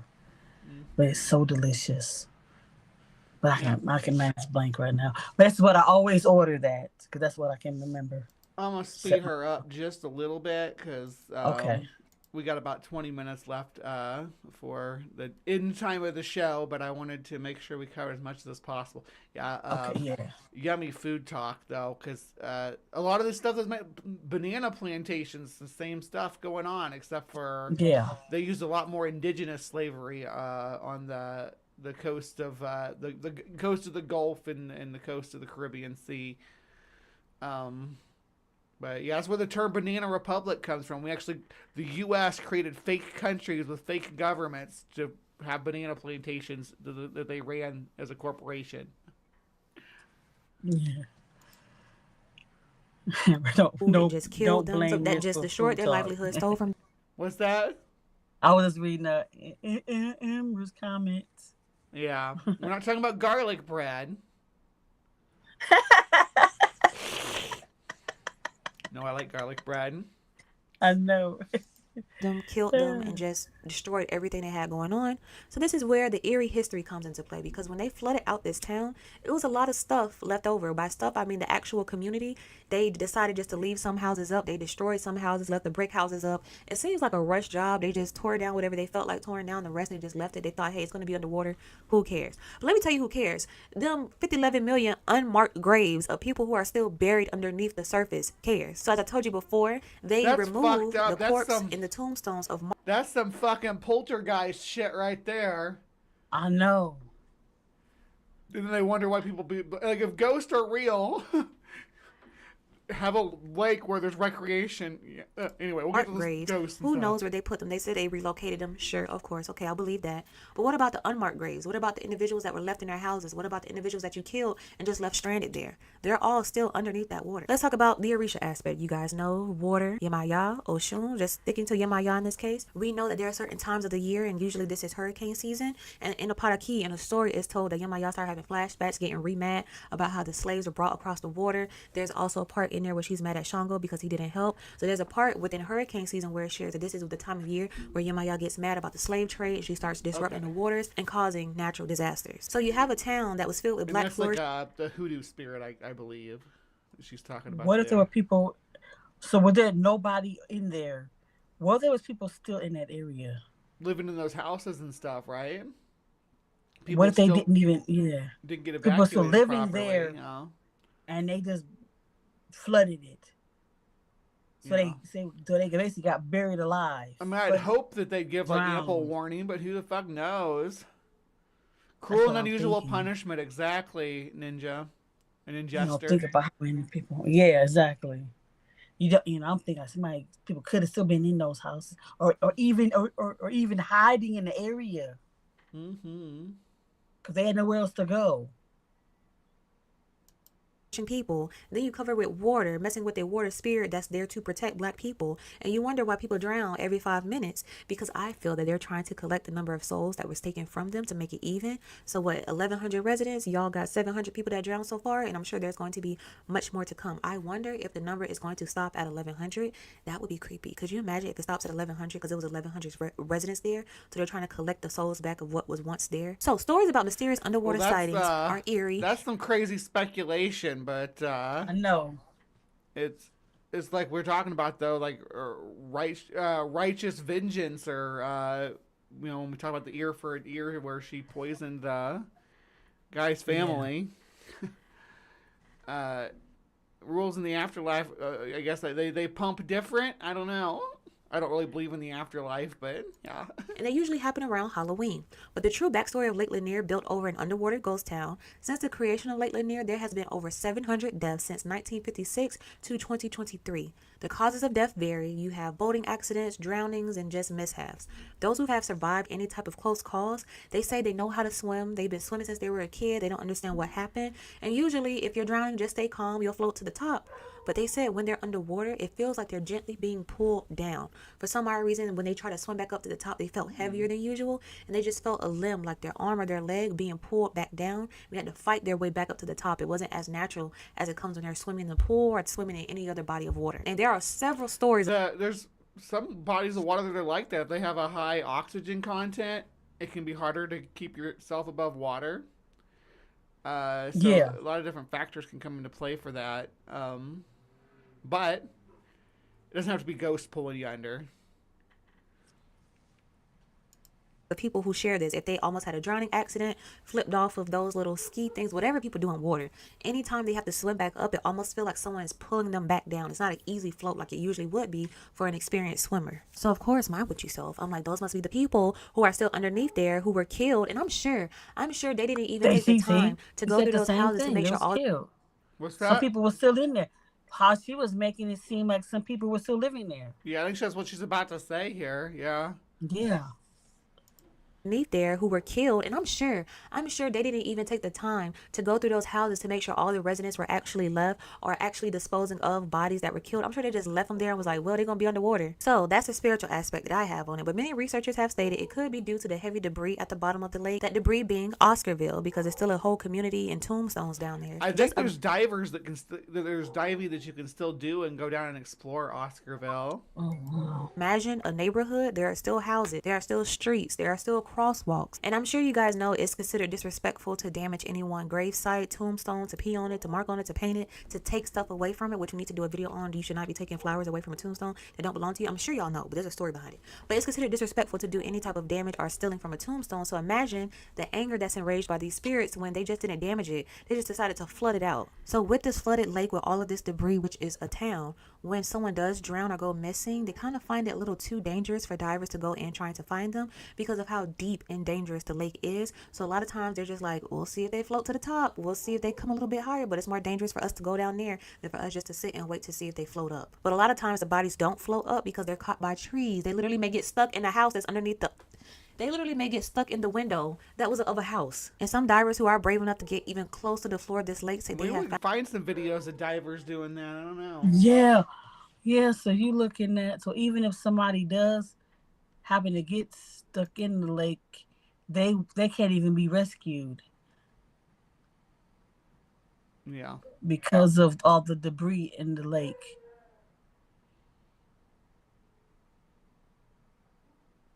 That's crazy. Yeah, like they get like how you wouldn't be able to find them down there with all the crap floating around at the bottom of the lake. Limbs of dead people. So now let's get into the haunting aspect of Lake Lanier, because there is a story behind it, and this story is called The Lady of the Lake. In April of 1958, Delia Mae Parker Young was reportedly traveling with Susie Roberts to the Three Gables, a local roadhouse in Downsville, Georgia. Susie was driving her 1954 Ford across the Lanier Bridge when, for some unknown reason, she lost control of the car, crashing off the right side of the bridge. Divers entered the lake and searched the area, but neither the vehicle nor any remains were discovered. The physical evidence of the occurrence was skid marks suggesting that the woman's car went into the lake. Then a year later, in 1959, a fisherman discovered human remains that had floated to the surface of the lake.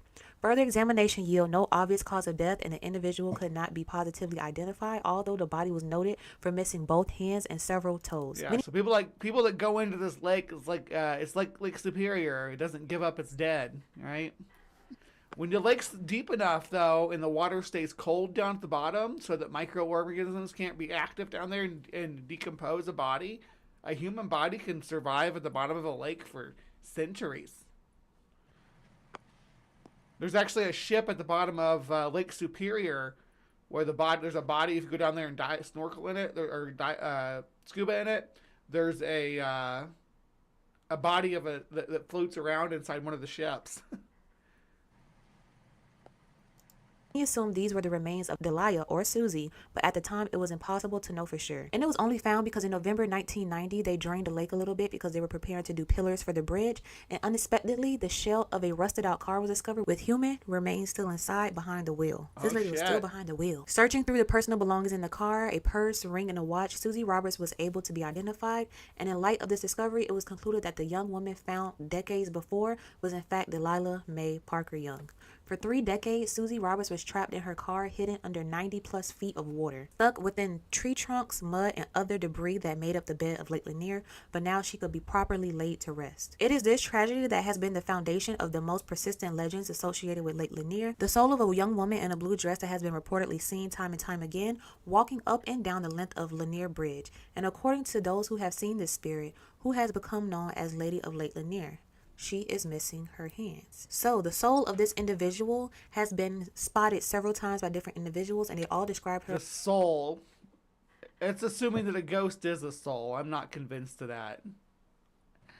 I'm actually not convinced that ghosts exist at all. But if you want to convince me, I'm trying to get the spirit board set up. It's going to be a call-in show where you can call and tell me your ghostly experiences and try to prove to me that you had supernatural stuff happen.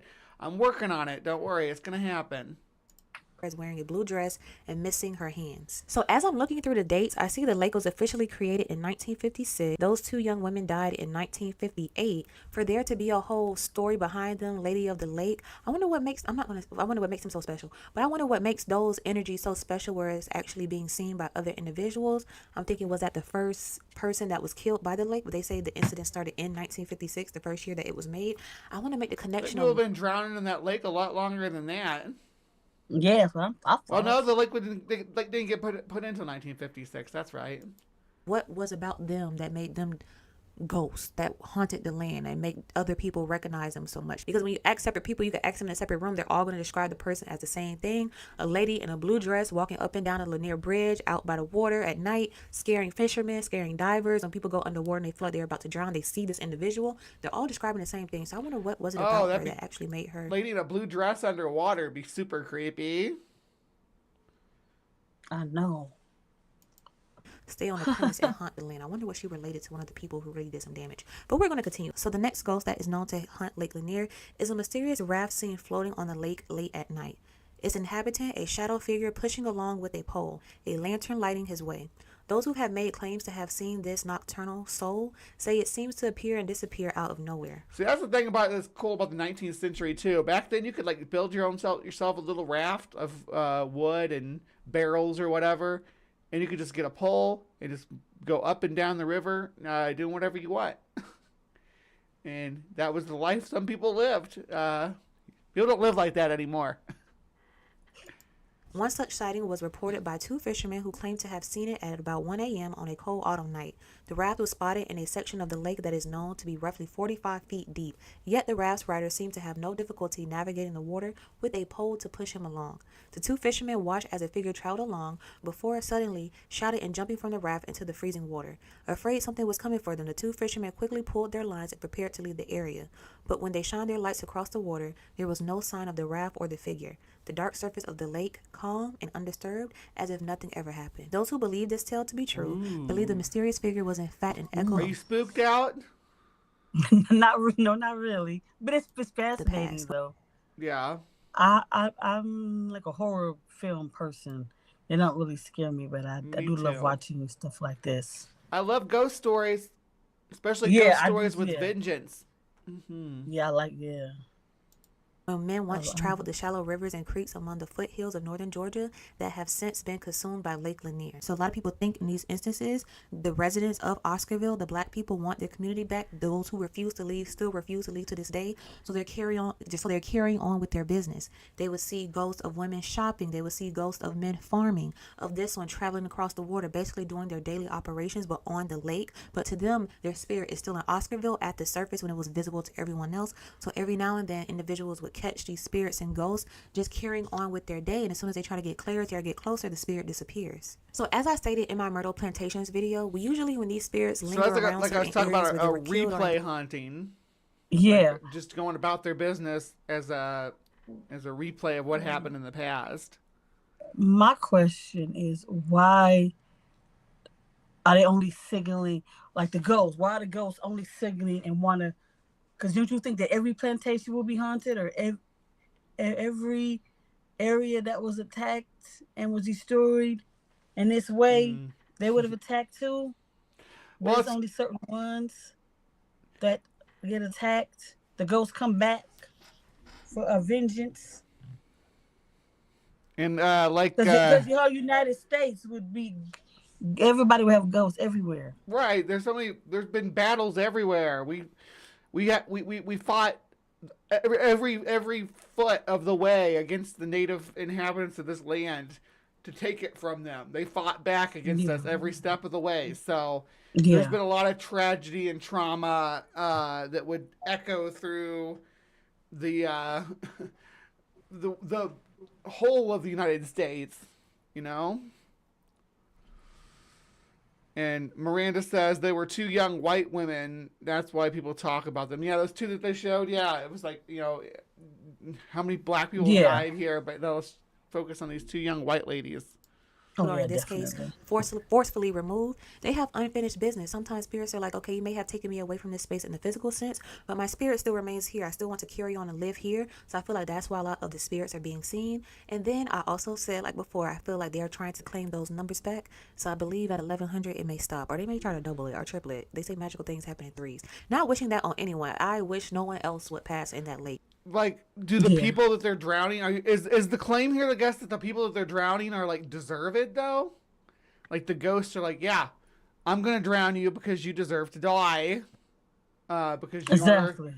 you're racist or something. Like, if I went swimming there as a white lady, would I drown specifically because I was a white lady, or would I have to be a racist white lady?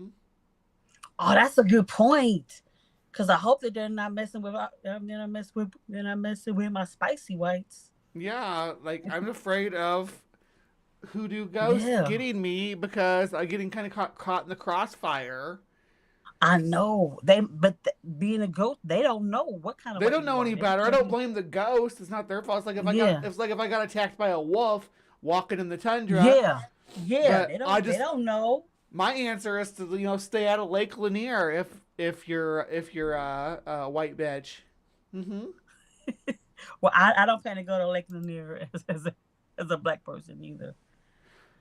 Well, I would like to visit haunted locations. I think that'd be fun, but I don't know about Lake Lanier. What you gotta have to like get some scuba gear to go down and visit Oscarville. Exactly. I don't know if I want to do that. Yeah. But just from my standpoint on usually how spiritual interactions and exchanges works, I'm like, it has to be evened out. And you guys know naturally, you may hear the saying that oceans carry secrets at the bottom of the waters, treasures, all of the riches are at the bottoms of bodies of water. That's why a lot of people throw money into water, because it's them tapping into the riches and the wealth that could come from it. And also when people meditate or they want to relax, they usually listen to ocean waves or go out by the ocean. So when you throw coins into a wishing well, you're trying to steal money from dead people that had their houses flooded at the bottom of a lake. We'll end it right there. I've enjoyed myself. Yeah. So that's been our, I guess I'll call this a holiday special because yesterday was Valentine's Day, but Yes, the day before that was Friday the 13th. So another great holiday. And then we're doing this for Black History Month, so we're just hitting all the points along the way. I'm so glad that you came. This was several months in the making. Yeah, this was a good one though. I'm so glad you came and did this. What do you got coming up though? You want to go ahead and show real quick about anything you got? Yeah, hold on one second. I hate my memory is not great. Mm-hmm. 1 second. Okay, so far, Tuesday I'm supposed to be on Deconverted Man's show. Deconverted 1 o'clock. Man. Okay. I'll be on his show.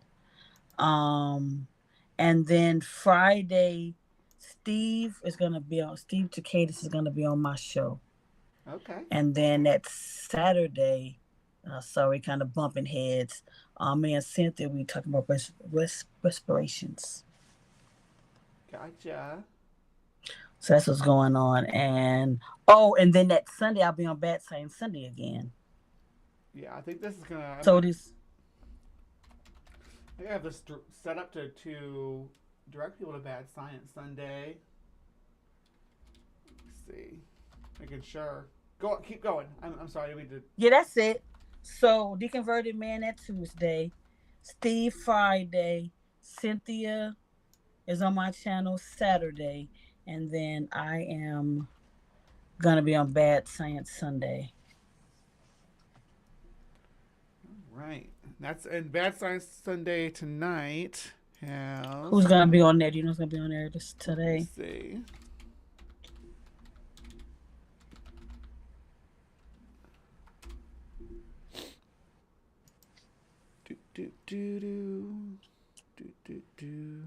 Let's see.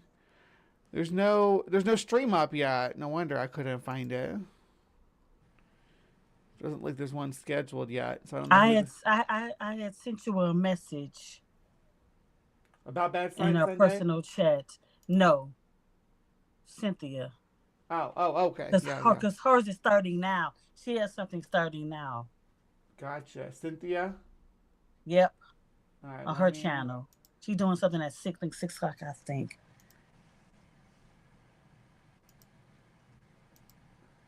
I'm just trying to make sure the channel redirects her to redirects to something fun.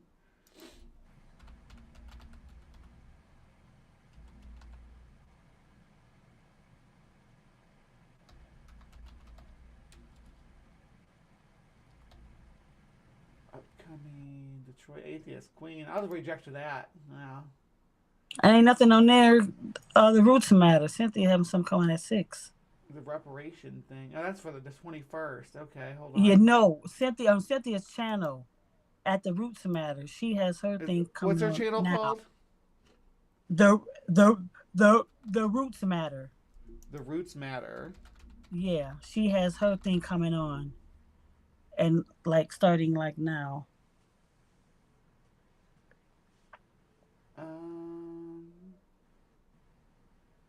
The Roots Matter. All one word? Yeah. Do you want me to put it in a personal chat? The Roots Matter upcoming. I found the channel. The only thing they show is like a weaponized face. Let me go pull it up. Because she's supposed to have something now. Hold on. But I don't have authority. I don't have authorization to redirect to that channel anyway. They haven't set it up. So she must not have changed it to do it. Okay, well. Well, I'm gonna send everybody over to Esther's at the Afro Humanist. Yeah.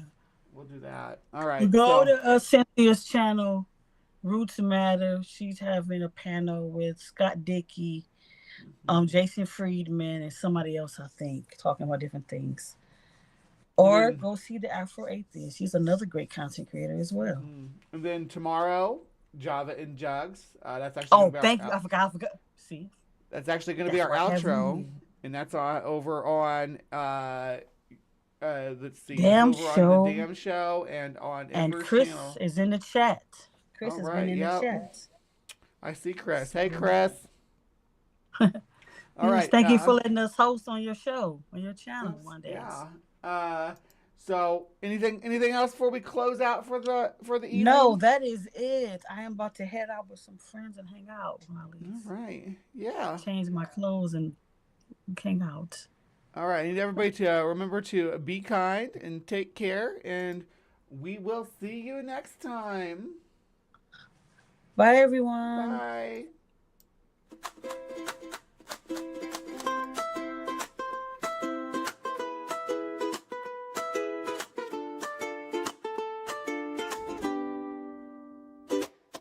Rise up in the morning, grab a coffee, check your fit. Hit the ground running, but try not to forget. There is a place where you can go to share some puppy hugs. Slow it down and listen in. Have some caffeine with your friends with Java and Jugs.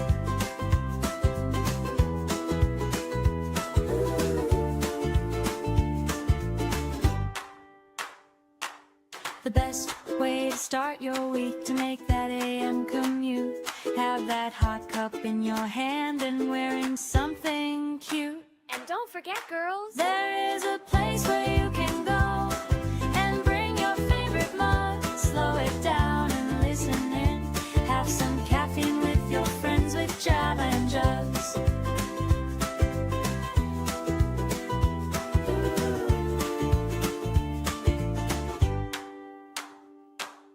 Rise up to the day ahead. Find a place to sit. We saved a special place for you, so try not to forget. There is a place where you can go with sugar, cream, and love. Slow it down and listen in. Have some caffeine with your friends with Java and Jugs. Careful, it's hot. Spend a Monday with your friends with Java and Jugs.